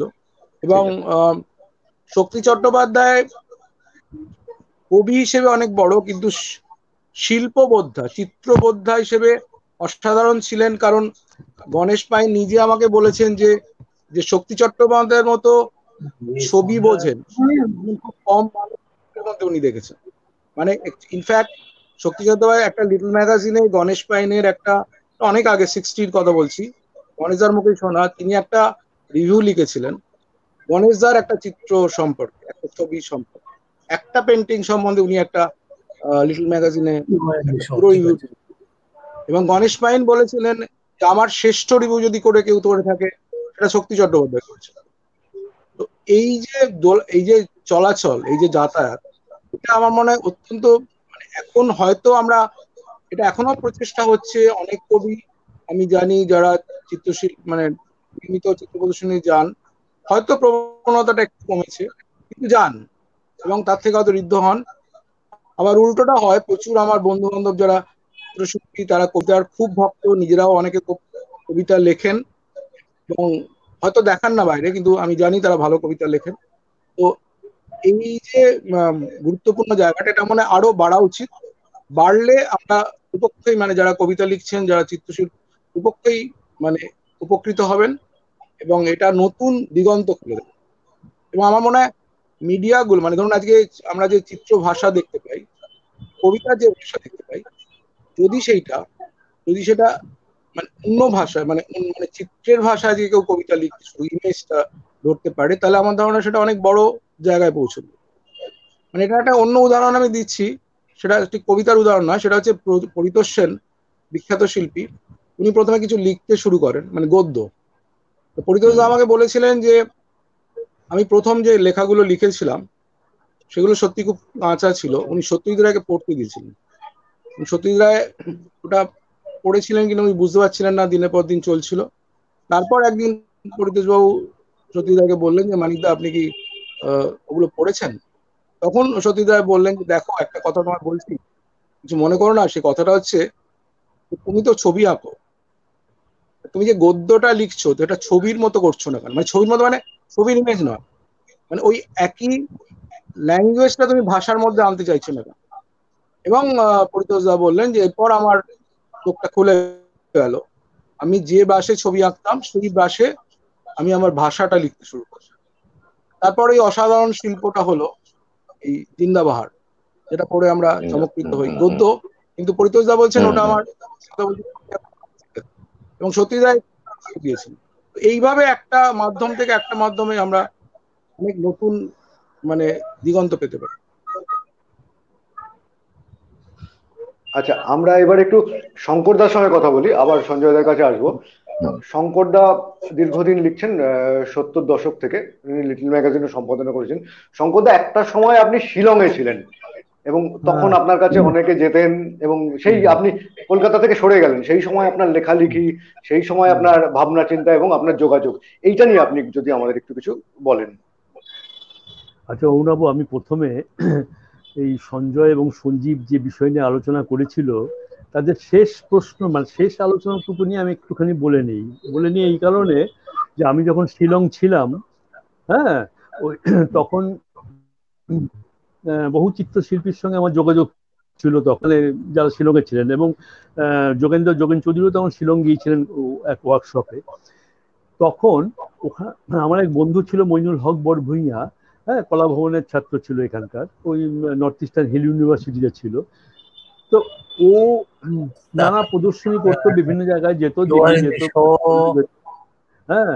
তারপর আমরা দুজনে মিলে প্রচুর সমবয়সী ছিলাম বলতে গেলে, ফলে কবিতা আমি লিখতাম তখন, প্রচুর কাগজে লিখছি কবিতা। ও এক্সিবিশন করছে বিভিন্ন সময়, আমাদের একটা আড্ডার জায়গা ছিল সেখানে, ছবি কবিতা নিয়ে আমরা প্রচন্ড আলোচনা করতাম। ওর ছবি নিয়ে আমি রিয়াক্ট করতাম, ও আমার কবিতা দিয়ে রিয়াক্ট করতো। তখন আমি সঞ্জীব যে প্রশ্নটা বলছিল আর কি, আমি সেটাই বলছি। তখন আমরা কি করলাম, আমরা ওর ছবি নিয়ে আমি ছবি দেখে রিয়াক্ট করে আমি অনেক কবিতা লিখেছিলাম, এবং আমার কবিতা পড়ে ও রিয়াক্ট করে অনেক ছবি এঁকেছিল, কোনো ইলাস্ট্রেশন না কিন্তু একেবারেই নয়। কারণ সেগুলো নিয়ে আমরা প্রথমে শিলংয়ের বঙ্গীয় সাহিত্য পরিষদে একটা এক্সিবিশন করেছিলাম, সেটা প্রচন্ড ভাবে মানে হয়েছিল। তারপর আমরা কলকাতায় আসি একাডেমি অফ ফাইন আর্টসে, এবং সেখানে সেই এক্সিবিশনে মানে সমস্ত শিল্পীরাও যেমন ছিলেন, সমস্ত কবিরাও ছিলেন সেখানে। সুনীল গঙ্গোপাধ্যায়, শঙ্খ ঘোষ, পূর্ণেন্দু পত্রী, শক্তিদা, প্রত্যেকে এসেছিলেন। এবং তখন তো এত কি বলবো, মানে ডিজিটাল মিডিয়ার প্রচার ছিল না, কিন্তু সমস্ত কাগজে যেমন ভাবে প্রশংসিত হয়েছিল, আলোচিত হয়েছিল সেটা। সেটা কিন্তু 36 বছর আগের কথা বলছি। তাই সঞ্জীবকে বলছি, এই ব্যাপারটা যাদের উৎসাহ আছে তারা করতে পারবে, তারা সেইভাবে। না ঠিকই শঙ্করদা, এটা 60, 70, 80 দশক অব্দি কিন্তু এটা দেখা যেত খুব। মানে ওই একদম কলকাতায় বা একদম ইয়েতে 60, 70, 80 দশকে দেখে, কিন্তু এখন আমি যেটা দেখছি এই সময়, এখন এই সময় কিন্তু সেই হতে এই পারে ছবিটা কিন্তু নেই এরকম। না, এটা মানে ঘটনা, একটা সময় এটা তো কবি ঘটনা হাউসে আমাকে 60, 70, 80 দশকে তো একেবারে পুরো মানে কবি শিল্পী সব এক মানুষ যেন একসাথে তারা একদম ওঠা বসা করতো একসাথে, একদম কিন্তু সেটা এখন কিন্তু অনেকখানি দেখছি যে নেই ওরকম অনেক ভাবে। কম। হ্যাঁ, এটা হুম ঠিকই হুম বলেছো। এখন তো দেখি হুম আমি হুম এক্সিবিশন গুলিতে মাঝে মাঝে বন্ধুরা যখন ডাকে যাই, গিয়ে দেখি অনেক কবিদের উপস্থিতি কম থাকে আর কি। সেটা সত্যি খুব হুম। দুঃখের আর কি। জানি না, এটা সময়ের তো ব্যাপার হতে পারে। আহ, তো অরুণবাবু বললে, আমি তো সত্যি নির্বাসনে গিয়েছিলাম শিলংয়ে, মানে চাকরি সূত্রে গিয়েছিলাম আর কি। কিন্তু গিয়ে একদিকে ভালো হয়েছে, ওই পাহাড়ে আমি প্রচন্ড ভালো ছিলাম এই কারণে যে প্রত্যেকেই তখন শিলংয়ে বিভিন্ন সময় গিয়েছিলেন, বিভিন্ন সময় অনেক একাধিকবার গিয়েছিলেন। তখন সুনীলদা যেমন গিয়েছিলেন, শক্তিদাও গিয়েছিলেন, হ্যাঁ ওরা সন্দীপনদা গিয়েছিলেন, উৎপলদা গিয়েছিলেন, ওইটা মিউট শঙ্করদা মিউট গিয়েছিলেন। ওটা মিউট করলে ভালো বলছে। শোনা যাচ্ছে? হুম, হ্যাঁ হ্যাঁ, বলুন বলুন। হ্যাঁ, ওটা আবার মিউটটা আবার করে দিতে হবে। তখন ওই শিলংয়ে তখন আমি একটা পত্রিকা, লিটল ম্যাগাজিন সম্পাদনা করতাম একদম প্রথম দিকে, 72 সালে। সেটা শতাব্দী ছিল পত্রিকাটা, যাই হোক ওই নামটা ছিল। তারপর তো বঙ্গীয় সাহিত্য পরিষদের উমিয়াম পত্রিকাটা সম্পাদনার দায়িত্ব পাই, সে ঠিক আছে। কিন্তু সেই সূত্রে, কলকাতার লেখালেখির সূত্রে তখন অনেকেই আমার কাছে যেতেন, এবং সেটা আমার একটা কি বলবো উপরি পাওনা। পাওনা এই অর্থে, কারণ তখন তো টেলিফোন ছিল না। তা ওরা যখন শিলং থেকে ফিরে যেতেন, তখন চিঠিপত্র লিখতেন। সেই অসংখ্য চিঠি এখনো আমার কাছে আছে, এখনো মানে সে সুনীল গঙ্গোপাধ্যায়ের চিঠি বলো, শক্তি চট্টোপাধ্যায়ের চিঠি বলো, সন্দীপন চট্টোপাধ্যায়ের চিঠি বলো, বা শঙ্খ ঘোষের চিঠি বলো, অনেকের চিঠি, প্রচুর অনেকের চিঠি আছে। ওরা যেমন গিয়েছিলেন, বন্ধুরাও গিয়েছিলেন, আমাদের সমসাময়িক বন্ধুরা, কবি বন্ধুরা, তারাও যেত তখন নিয়মিত। সেই সেই সময়টা খুবই, কি বলবো, আমার পক্ষে একটা ভালো লাগার সময় ছিল তখন। যদিও মূল যোগসূত্রতা কলকাতার সঙ্গে ছিলই, এই কারণে যে প্রত্যেকবার শীতের সময়, বইমেলার সময় আমি চলে আসতাম কলকাতায়, এবং তখন বন্ধুদের দেখার সাথেই চলতো। তারপর তো জানো, কলকাতায় আমি 90 দশকের মাঝামাঝি পুরোপুরি চলে আসি কলকাতায়, আবার ফিরে চলে আসি। তখন এসে মূল স্রোতে এসে ওই পত্রিকার কথা ভাবি আবার নতুন করে। তখন শ্যামলকান্তি দাস এবং আমরা আরো কয়েকজন বন্ধু বান্ধব মিলে এই কবি সম্মেলন পত্রিকাটার কথা ভাবি। তারপরেই কবি সম্মেলন পত্রিকাটা শুরু হয়। এই পত্রিকাটা তা বুঝতেই পারছো, এই পত্রিকাটা এখন একটা জায়গায় পৌঁছে গেছে, অন্তত কবিতা এবং কবিতা বিষয়ক গদ্যের ক্ষেত্রে এর বিকল্প মানে এখন এই মুহূর্তে নেই বলা চলে, মানে যেভাবে হচ্ছে পত্রিকাটা। হ্যাঁ, সেই পত্রিকাটা আমি বলতে পারি একটা ব্যাপার, যে এই পত্রিকাটা পুরোপুরি আমরা তরুণদের প্রাধান্য দিই, তরুণ কবিদের আমরা খুঁজে বের করি, যারা ভালো লিখছে যেখানেই লিখুক না কেন, সেই তরুণ কবিদের কবিতা আমরা যত্ন করে ছাপি। এরকম অনেক অভিজ্ঞতার কথা বলতে পারি আমরা। আমি বা শ্যামল দুজনে মিলে যখন কবিতা ডাকে আসে, সেই কবিতা বাছাবাছি করার সময় হঠাৎ করে চমকে ওঠার মতো কোনো কবি নজরে পড়ে যায়, যেই কবিতা, যেই এখানে কবির নাম এখানে আমাদেরও অভিজ্ঞতার সঙ্গে আপনার মিলে যাচ্ছে, এটা আমাদেরও ভীষণ হয় ভাষালিপির ক্ষেত্রে। হ্যাঁ সম্ভবত আরেকটু আপনাকে আমি আমি বলি, আপনার এই যে চিঠিপত্রের কথা বলছিলেন, আপনি কিছু হ্যাঁ চিঠিপত্র আমাদের ভাষালিপির জন্য রাখুন। আমরা একটা কিছু, যদি আমি যা, এখানে সঞ্জীব আছে বলুক, নবনীতাও আছে ব্যাক স্টেজে, আমার মনে হয় এগুলো নিয়ে আমরা একটু কিছু করতে পারি এই সময়ের চিঠিপত্র নিয়ে। হ্যাঁ, তো না, আছে আমার চিঠিপত্র, এটা আমার এটা যে প্রচুর আছে। মানে এদের তো আছেই, শক্তিদার সুনীলদার তো আছেই, শঙ্করদার চিঠিগুলো আমি এখন পর্যন্ত কোথাও প্রকাশ করিনি, আমার কাছে যত্ন করে ওটা আপনি রেখে রাখুন দিয়েছি। আমাদের জন্য, এটা আমার আমার আর বলা রইলো মানে। আর সঞ্জীব কি বলো? এবং এবং সবচেয়ে ইন্টারেস্টিং, সন্দীপন চট্টোপাধ্যায়ের অনেক চিঠি আছে। সন্দীপন দা হ্যাঁ, প্রচুর চিঠি সন্দীপন, লিখেছেন। এগুলো আপনি রাখুন একদম, এটা আমাদের জন্য, আমাদের একদম মানে বুকিং হয়ে গেল।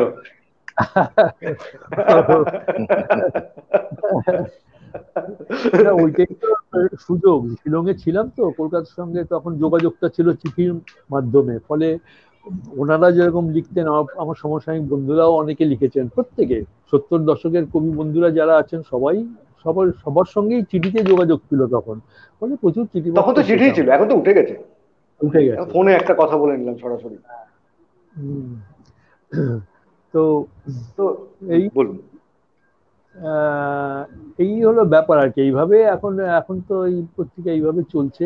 হ্যাঁ, এখন কি বলবো, উম, আহ, এটা ভালো লাগে। তুমি যে বললে ভাষালিপিতে অনেক তরুণ কবিদের লেখা দেখে চমকে ওঠো, এটা ঘটনা। আমরাও অনেক মানে আহ, কবিদের লেখা দেখে প্রথম কবি সম্মেলনে তাদের এ মাসের কবি হিসেবে আমরা তাদের তুলে ধরি। এরকম অনেকবার হয়েছে এবং তারা পরবর্তীকালে প্রতিষ্ঠিত কবি হয়েছে এবং তারা ভালো লিখছে, এখনো ভালো লিখছেন তারা। হ্যাঁ, এটা হয়েছে এবং এটা ভালো লাগে না, তখন যখন নিশ্চয়ই, দেখি তাদের আবিষ্কার করতে পেরেছি, খুবই ভালো লাগে। এটা ঘটনা। এটা খুবই খুবই হুম। মেজর কাজ করছেন আপনারা, আপনি তো ভীষণভাবে মানে, এবং আপনি অনেক তরুণ কবিরা আপনাকে ভালোবাসেন, আপনি একটা তাদের, আপনি বা শ্যামলদা একটা আশ্রয়ের জায়গা, সেটা তো মানতেই হবে। একদম একদম, দুজনে মিলেই আচ্ছা, আমরা আমরা চালিয়ে একটু যাচ্ছি। শঙ্কর দা, একটু হ্যাঁ নমিতাদির বলো। সঙ্গে কথা বলি। নমিতাদির হ্যাঁ হ্যাঁ সঙ্গে আমরা একটু নান্দিমুখের কথা শুনি। দীর্ঘদিন হ্যাঁ, নমিতাদি নান্দিমুখের সম্পাদনা এবং প্রকাশনার সঙ্গে যুক্ত, এবং তার হ্যাঁ। শুরু থেকে নমিতাদি আমাদের একটু কিছু বলুন। নান্দিমুখের এখনো আড্ডা হয় নিয়মিত, আমি মাঝে মধ্যেই সেখানে যাই, এখনো মিহিরদা নমিতাদি এনারা চালিয়ে যাচ্ছেন এটাকে। নমিতা শোনা যাচ্ছে না কথা। হ্যাঁ, শোনা যাচ্ছে, এবার শোনা যাচ্ছে। হয়েছে? হ্যাঁ, শোনা যাচ্ছে, বলুন। হ্যাঁ, বলো বলো বলো। নান্দিমুখ পত্রিকা শুরু হয়েছিল 1961 সালে। 1961 সালে শুরু হয়েছে অক্টোবর মাসে। 1961। এসে গেল যোগেনদা বলুন। 61 সালে, হ্যাঁ, 1961 সালে শুরু হয়েছিল। আর এখন 60 কত বছর, বছর হলো? 50 বছর, 60 বছর, 60, 50 60 60 বছর বছর হতে 60 চললো। প্রায়। হুম। তো আমি পরে এসছি আর কি। আমি 71-72 সালে আমি জয়েন করেছি। আর তখন ছিলেন সরোজলাল বন্দ্যোপাধ্যায়, যোগেন চৌধুরী আর প্রশান্ত গঙ্গোপাধ্যায়। আমি মীর চক্রবর্তী পরে জয়েন করেছি। 71-72 সাল থেকে আমরা আছি আর কি। আর এখন আমরাই মোটামুটি চালাচ্ছি। দীর্ঘদিন হয়ে গেল। নান্দিমুখের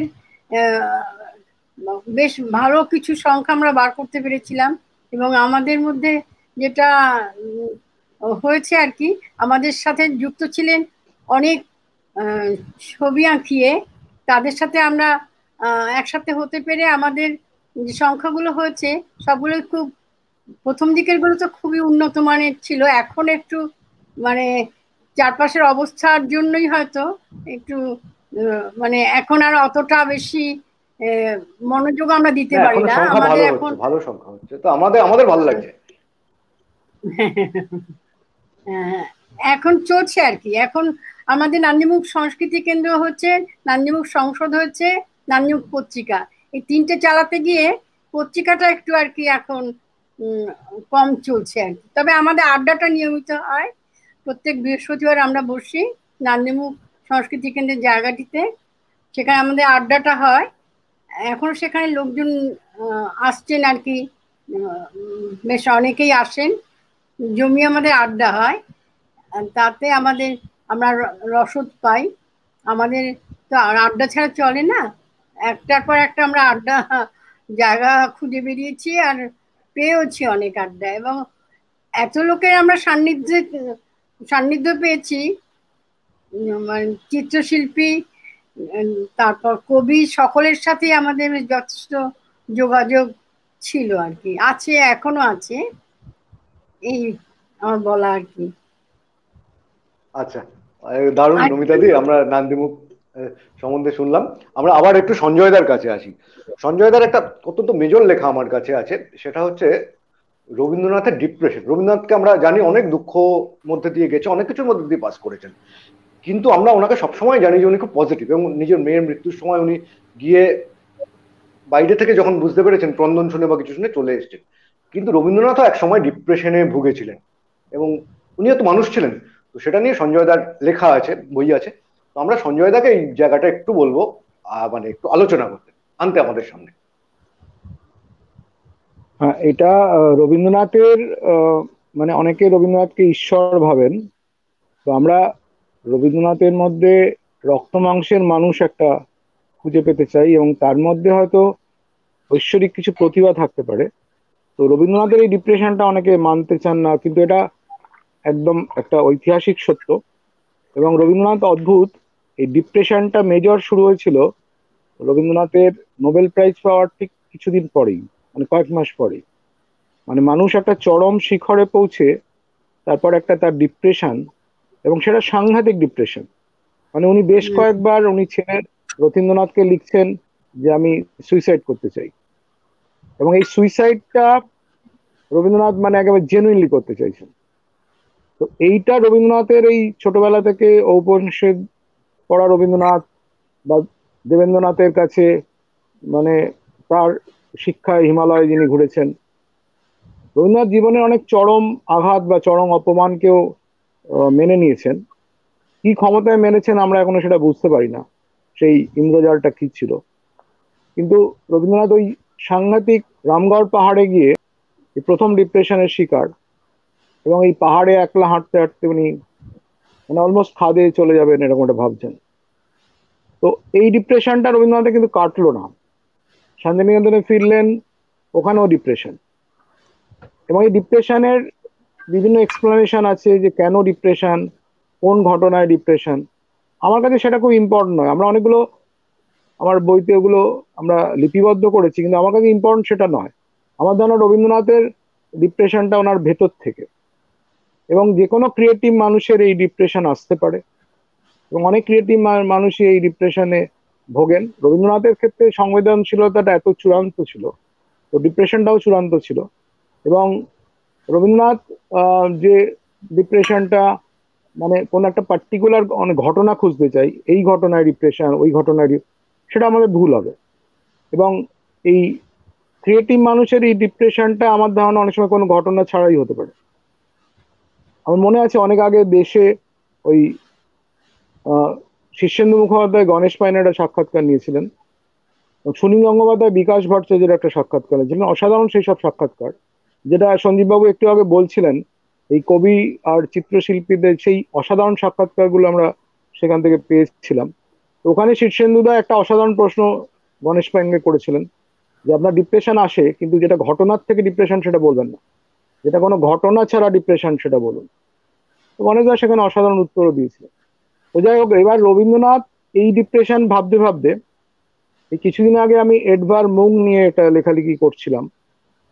তো সেই এডভার মুংকের জীবনটা, মানে এডভার মুং যা স্ক্রিম ছবি খুব বিখ্যাত সবাই জানেন।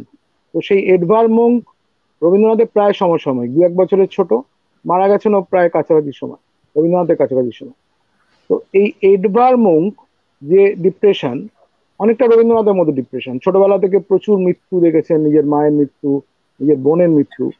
তো এই এডভার মুংকও ওই অসাধারণ ডিপ্রেশনের শিকার। কিন্তু অদ্ভুত, ধরুন আমরা যদি ভ্যান গগের কথা ভাবি, তিনিও ডিপ্রেশনের শিকার, বা বোদলেয়ারের কথা ভাবি, তিনিও অন্ধকারের শিকার। কিন্তু এই ভ্যান গগ বা বোদলেয়ার সেই জায়গাটা থেকে পেরোতে পারেননি, তারা ওই অন্ধকার, নিশ্চিম অন্ধকারে হারিয়ে যাচ্ছিলেন। এবং যেটা বোদলেয়ার বলেছেন যে ওই আলকাত্রার মতো কালো, নিরেট কালো, রবীন্দ্রনাথ কিন্তু এই অন্ধকারের আলকাত্রার মতো কালোটা লিখে বিরোধিতা করেছেন। বোদলেয়ার এই আলকাত্রার মতো কালোটাকে রবীন্দ্রনাথ মানতেন না। উনি বলতেন তার মধ্যেও কোথাও একটা পথ আছে, ঢোকবার একটা প্রবেশ পথ আছে অন্ধকারে।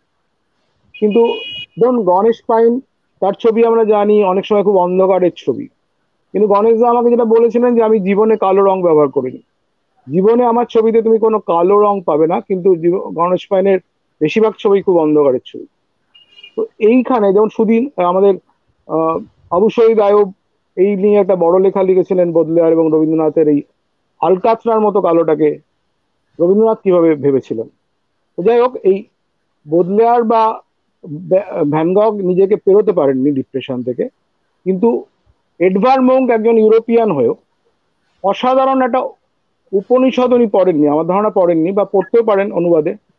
ওর মধ্যে একটা অদ্ভুত, যেন মুঙ্কের বাবা বিশ্বাস করতেন যে যা কিছু ঘটনা ঘটে ঈশ্বরের দেয়া পাপে অভিশাপে ঘটে, কিন্তু এডভার্ড মুঙ্ক রবীন্দ্রনাথের মতো বিশ্বাস করতেন যে একটা একটা বিশ্বব্রহ্মাণ্ডে একটা অদ্ভুত একটা শক্তি বা একটা কিছু আছে যেটা সমস্ত আমাদের নিয়ন্ত্রণ করে।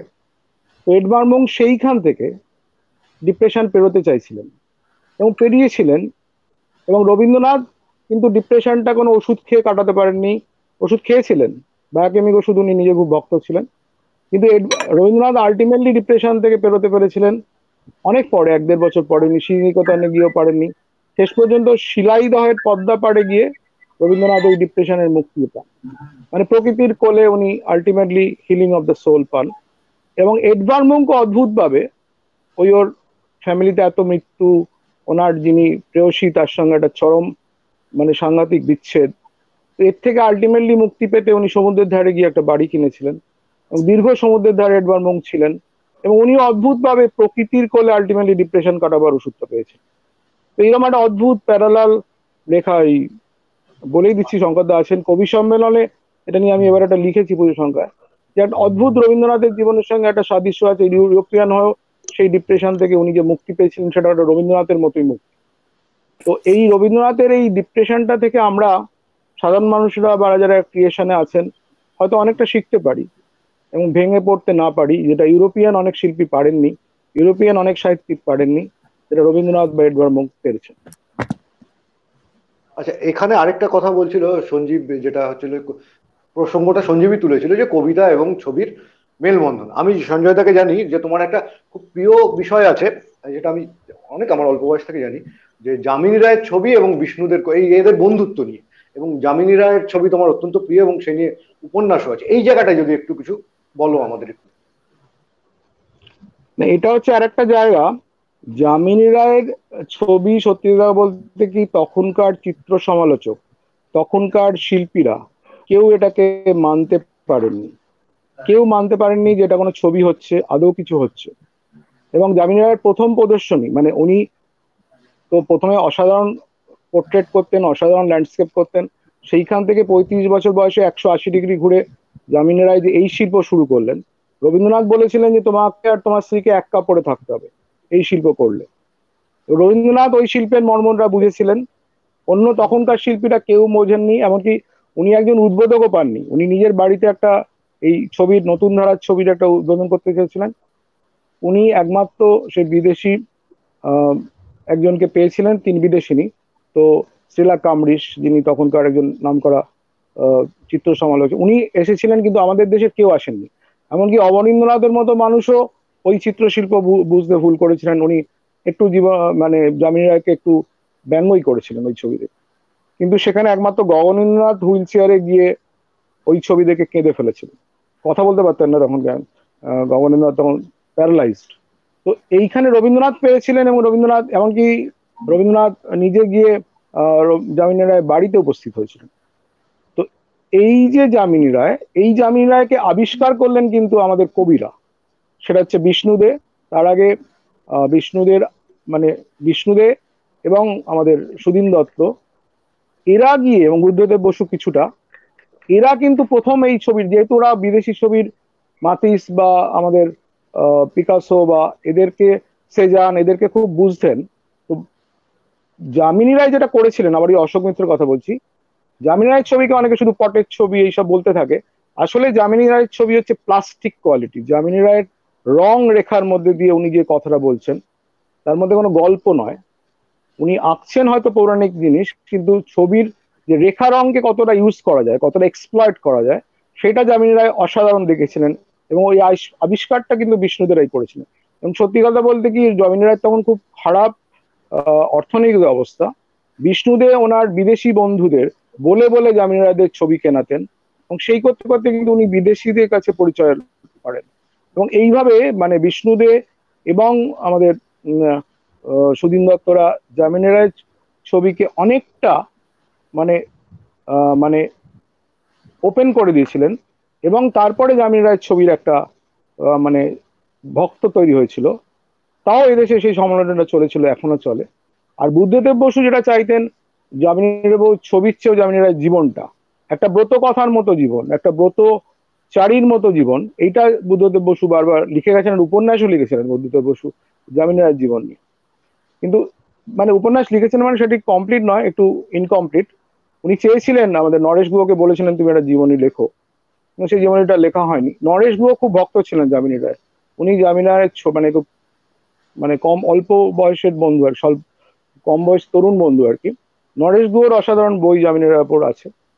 তো এখন এই যামিনী রায়ের ছবিটা তো একটা অন্য জায়গা, অন্য দিগন্ত আমাদের, মানে ভারতীয় বলবো না, পৃথিবীর ইতিহাসই একটা। এবং যামিনী রায় আমরা বোধহয় অনেকেই জানেন যে যামিনী রায়ের শিল্পকে নকল করতেন ফ্রেঞ্চ একজন শিল্পী লেজার বলে, তিনি বিখ্যাত শিল্পী। যামিনী রায়ের শিল্পকে তিনি নকল করতেন।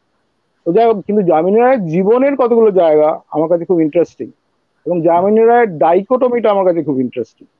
উনি শিল্পী হিসেবে একদম আধুনিক চূড়ান্ত জায়গায় পৌঁছেছিলেন, যেটা আমরা মাতিস বলি, আমরা পিকাসো বলি। যামিনী রায় ভারতীয় এইরকম জায়গায় বসে উনি যে জায়গায় পৌঁছেছিলেন হয়তো আরো পরে আবিষ্কার হবে। কিন্তু একটা কথা, যামিনী রায়ের জীবনের কিন্তু অনেক মানে দ্বন্দ্ব ছিল। যামিনী রায় নিজের জীবনে কিন্তু উনি অনেক কিছু দিতে পারেননি। উনি ফিল্ম ফিল্মকে উনি একদম পছন্দ করতেন। ফিল্মকে উনি মনে করতেন যে একটা খুব শিল্প। এমনকি ওনার নাতি যামিনী রায়ের ওপর একটা তথ্যচিত্র করেছিলেন, যামিনী রায় সেটা দেখতে যেতে চাননি, বলেছেন না আমি যাবো না ওই ফিল্মে। যামিনী রায়ের সেটা চরম আপত্তি ছিল, কারণ বুবু বলেছিলেন এই ফিল্মে আমাকে কিছুই বোঝানো যাবে না।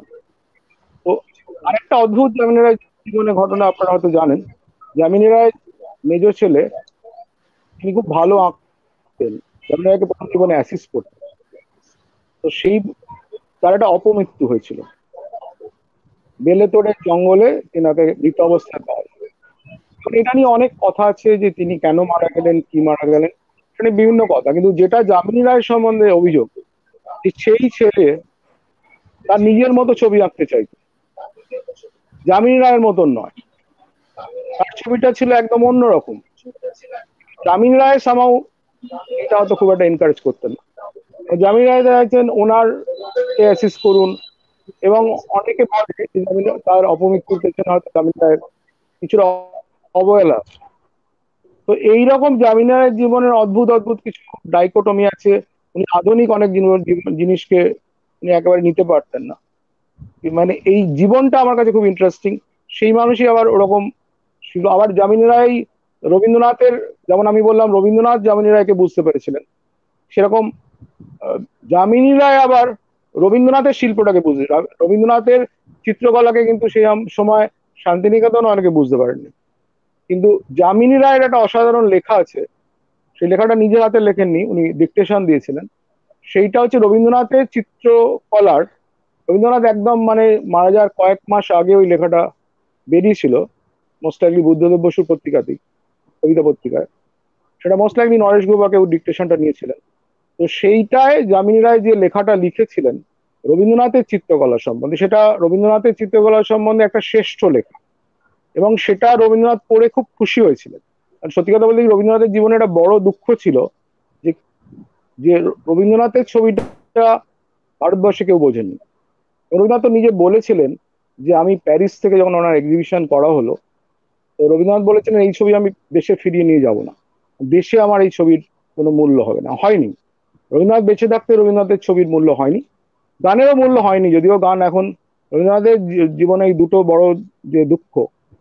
এবং এই মারা যাওয়ার কয়েক মাস আগে রবীন্দ্রনাথ যামিনী রায়ের লেখা ওই অসাধারণ চিত্র সমালোচনাটা পেয়েছিলেন, এবং সত্যি কথা কয়েক পাতার মধ্যে অত ভালো যে একটা সমালোচনা হতে পারে সেটা যামিনী রায় নিজে লিখতেন না, তাও যে করে গেছেন, সেটা একটা অসাধারণ জায়গা। তো যামিনী রায় মানুষটাকে, যামিনী রায়ের জীবনটাকে, যামিনী রায়ের যে চিত্রকলাকে আমার ধারণা আমরা এখনো ফুল এক্সপ্লোর করিনি। ওদের দেশে মাতিস বা পিকাসো, মিরোকে নিয়ে যে ধরনের নতুন নতুন কাজ রেগুলার হয়ে যায়, আমরা যামিনী রায়কে পটের শিল্পী সাজিয়ে রেখেছি, দু চারটে দেয়ালে ক্যালেন্ডারের মতো ঝুলিয়ে রাখি, কিন্তু ওনার ছবির মূল জায়গা, ওনার জীবনের মূল জায়গা। আর সত্যি কথা বলতে যেটা সঞ্জীববাবু শুরু করেছিলেন, বিদেশের গ্যালারি, ধরুন ভ্যান গগ মিউজিয়ামে গিয়ে দেখলাম ভ্যান গগের একটা এত সম্মান দিয়ে তার সারা জীবনের কাজকে রাখা হয়েছে। এবং সেখানে আমরা সকালবেলা ধরুন 9টায় গেছি, 11টায় খুলবে, 2 ঘন্টা সে বিশাল লাইন, এবং সে লাইনে টুরিস্ট কম, কিন্তু সে লাইনে ওদের দেশের লোকই ভর্তি, বাচ্চাদের নিয়ে সকালবেলা বৃষ্টির মধ্যে বাবা মা লাইন দিয়েছে।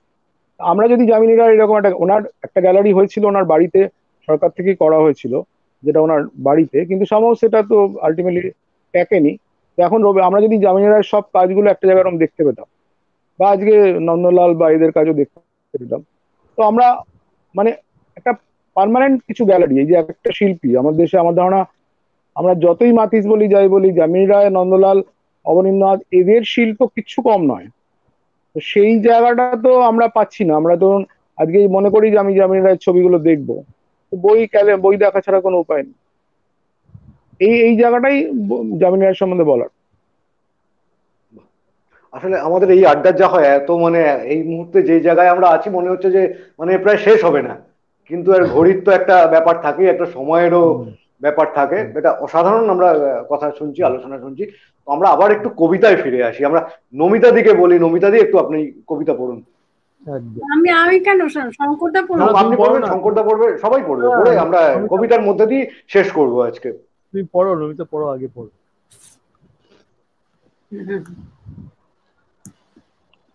আমি কবিতা তো আপনাকে আমরা অনেকটা সময় মিস করেছি আসলে, আপনি নেটের কারণে অনেকটা সময় ছিলেন না আমাদের মধ্যে, তা আবার এসছেন, এখন খুব ভালোভাবে উজ্জ্বল ভাবে ফিরে এসছেন।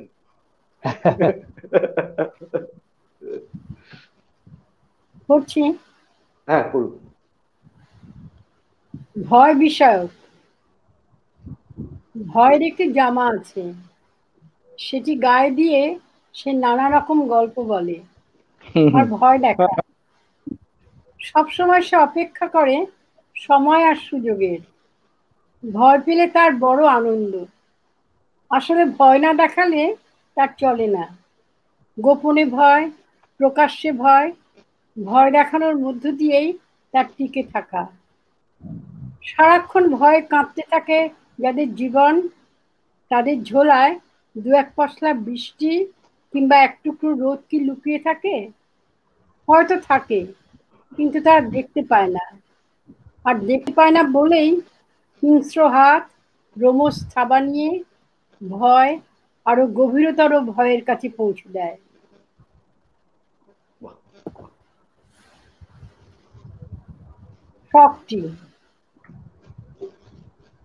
শখটি এলোমেলো হাওয়ায় উঠছে, কেউ টেনে নিচে নামিয়ে রাখলে এহাত ওহাত ঘুরে আবারও উড়বে বলে জুড়ে নিল লম্বা ঘুড়ির লেজ। লাটাই হাতে সুতো ছাড়ছে কেউ। সাদা আকাশ, নীল আকাশ দেখতে দেখতে কখন যেন মেঘ, বিদ্যুৎ, ঝমঝম শিলাবৃষ্টি। মুখ থুবড়ে পড়া ফ্রকটির গায়ে কাদা লেগেছিল গতকাল, আজ সাফাই করে ঘুরছে। ঘুরতে ঘুরতে ঘুরতে ঘুরতে নুন ফেনায় ঢেকে যাচ্ছে মুখ। ফ্রকটিকে আর চেনাই যাচ্ছে না।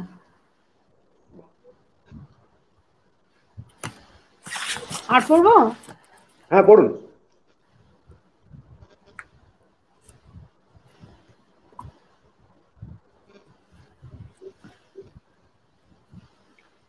সুধাময়ের কাছে সুধাময়। এই কবিতাটি আমি কৌশিক জোয়ারদার,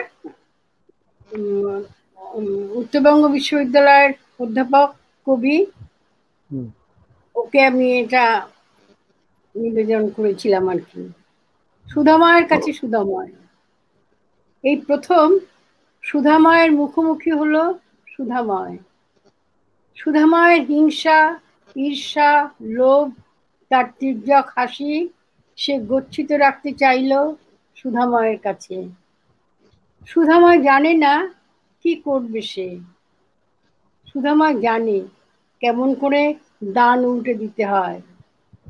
আপোষ, অছিলা, সংশয় সুধাময়ের হাড়ের ভিতর গুনগুন করছে।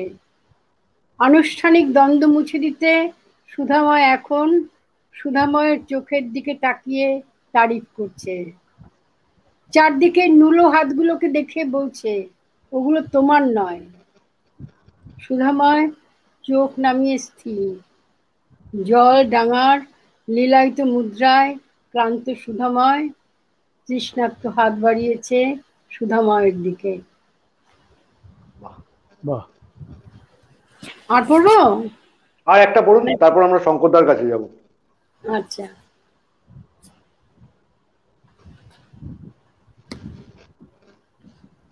না,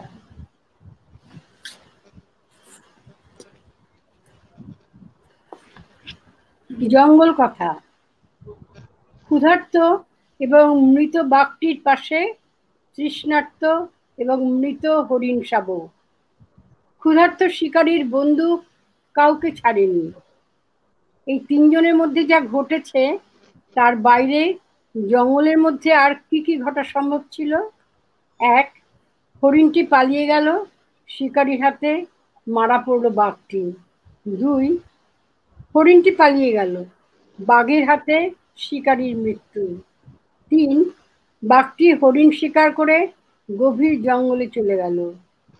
চার, শিকারী, বাঘ এবং হরিণ তিনজনেই বসে আছে সুযোগের অপেক্ষায়। এবার বলুন ঠিক কোনটি ঘটলে আপনারা খুশি হতেন? ব্যাস, মানে এখানেই শেষ আচ্ছা, করুন। এবার আমরা শঙ্করদার কাছে যাই। শঙ্করদা, আপনি পড়ুন। হ্যাঁ, আমি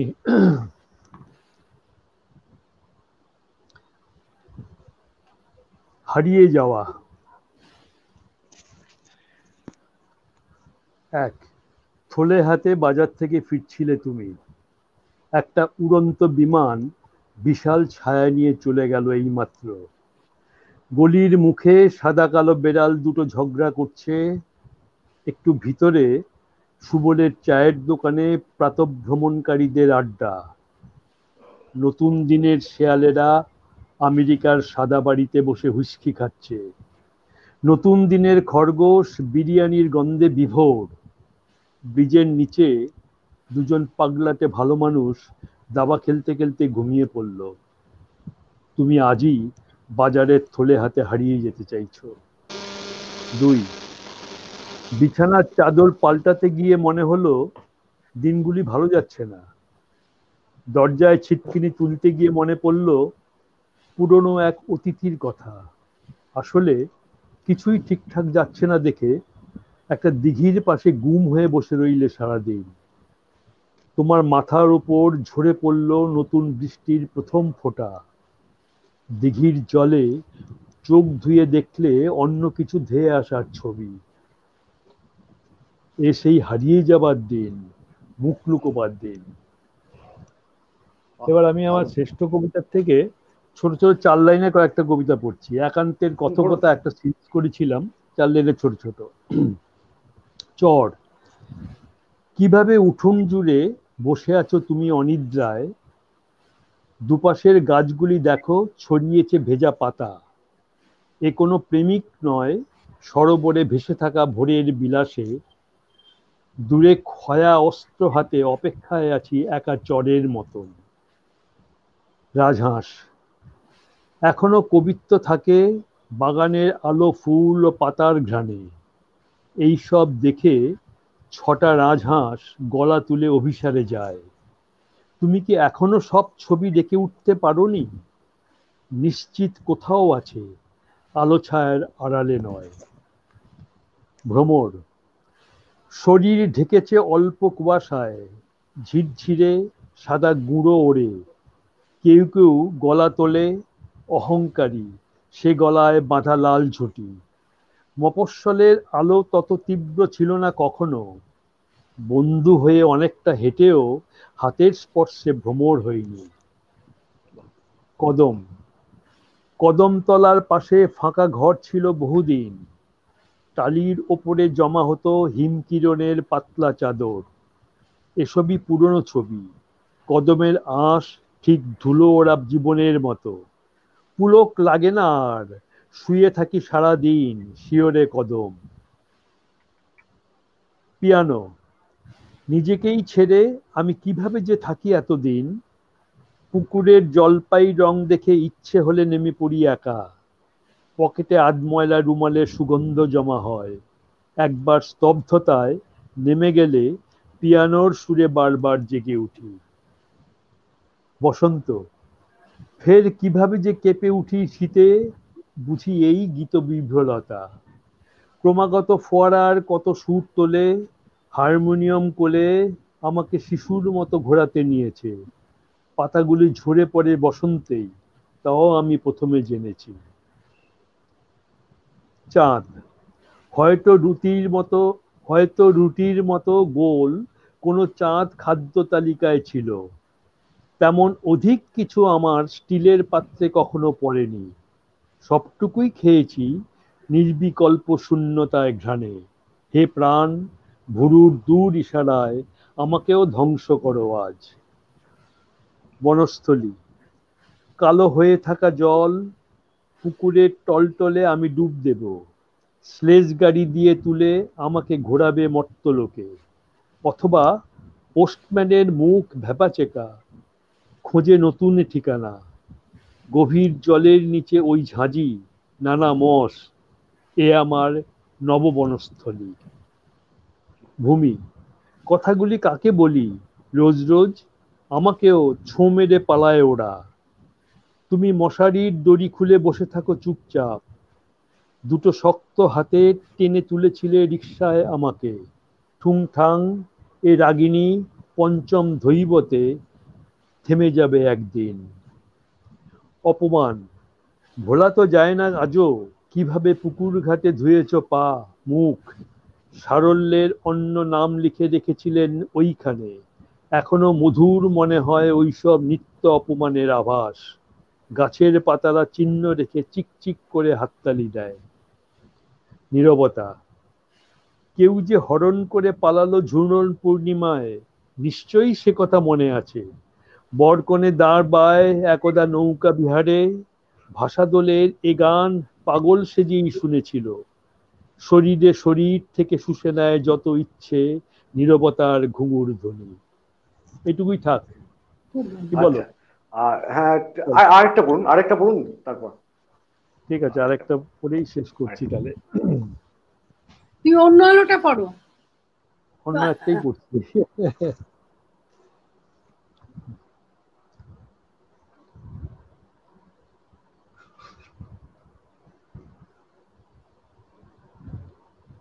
এক সেকেন্ড। অন্য আলোটা পড়ো, অন্য আলো। হ্যাঁ, অন্য একটাই পড়ছি, দাঁড়াও। না, অন্য আলো, নমিতাদি একটা নির্দিষ্ট অনুরোধ করছেন আপনার। এই বাবা, আপনার অন্য কাছে। আলো, এই বাবা, অন্য আলো, দাঁড়াও দাঁড়াও দেখি অন্য একটু আলো দেখুন, কোথায় একটু। এই বাবা, এক সেকেন্ড আমি একটু দেখে হ্যাঁ, দেখেন। নিচ্ছি।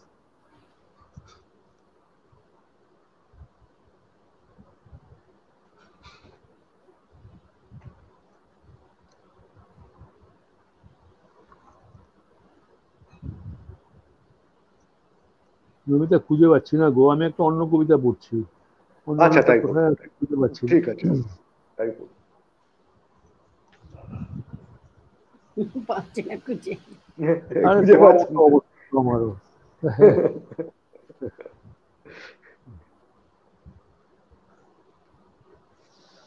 কোনটা পড়বো, আমার না কবিতা কোনোদিন বেছে উঠতে পারি না।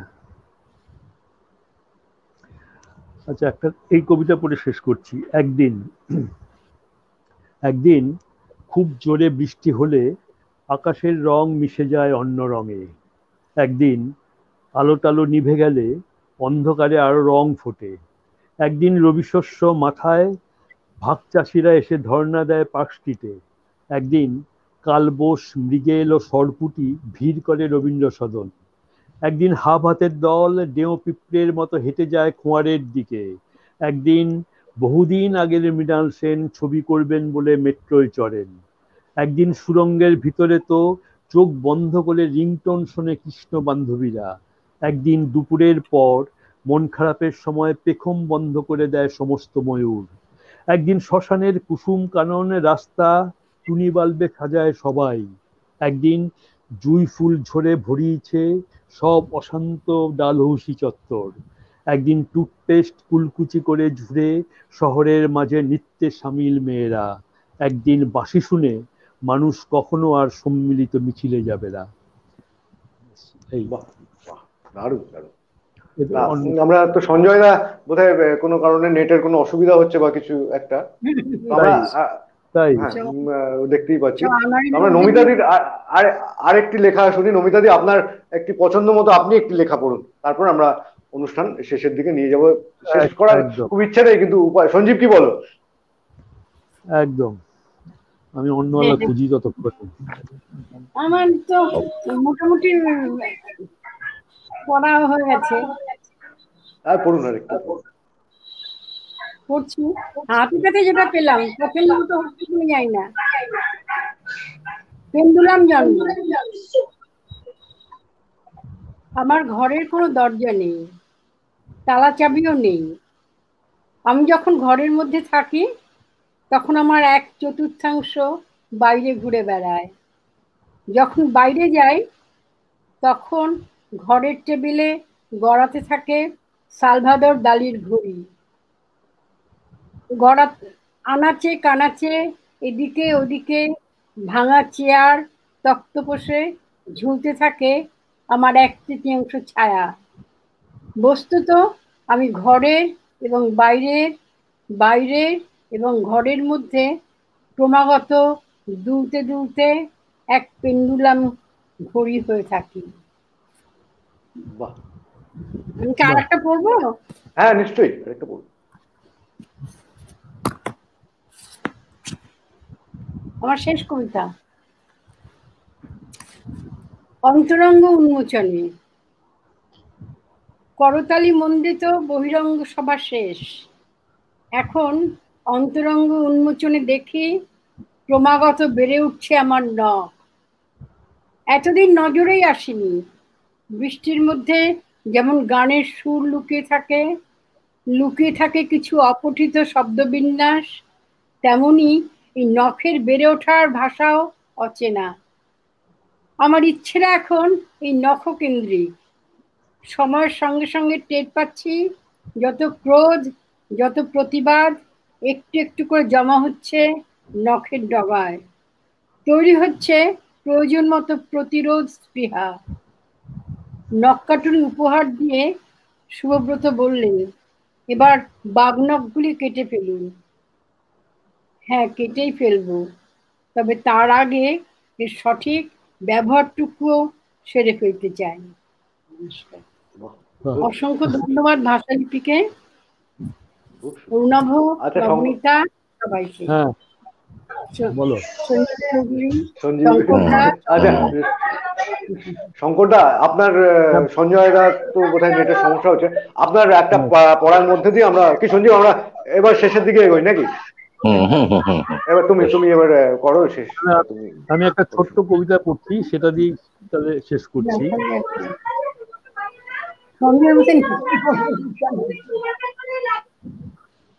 নীরবতা। অনেক নীরবতা সঙ্গে নিয়ে বাড়ি ফিরছিলাম। তখনও হেমন্ত তেমন ভাবে ঝাঁপিয়ে আসেনি। বাস থেকে নামার সময় এক সহৃদয় কন্ডাক্টর টিকিটের বদলে আমার হাতে গুজে দিয়েছিল নতুন আকাশে খসে পড়া অনেকখানি একাকিত্ব। বাড়ির সামনে এসে থমকে দাঁড়াই কিছুক্ষণ। আমার পায়ের কাছে কুলকুল করছে চাঁদের আলো।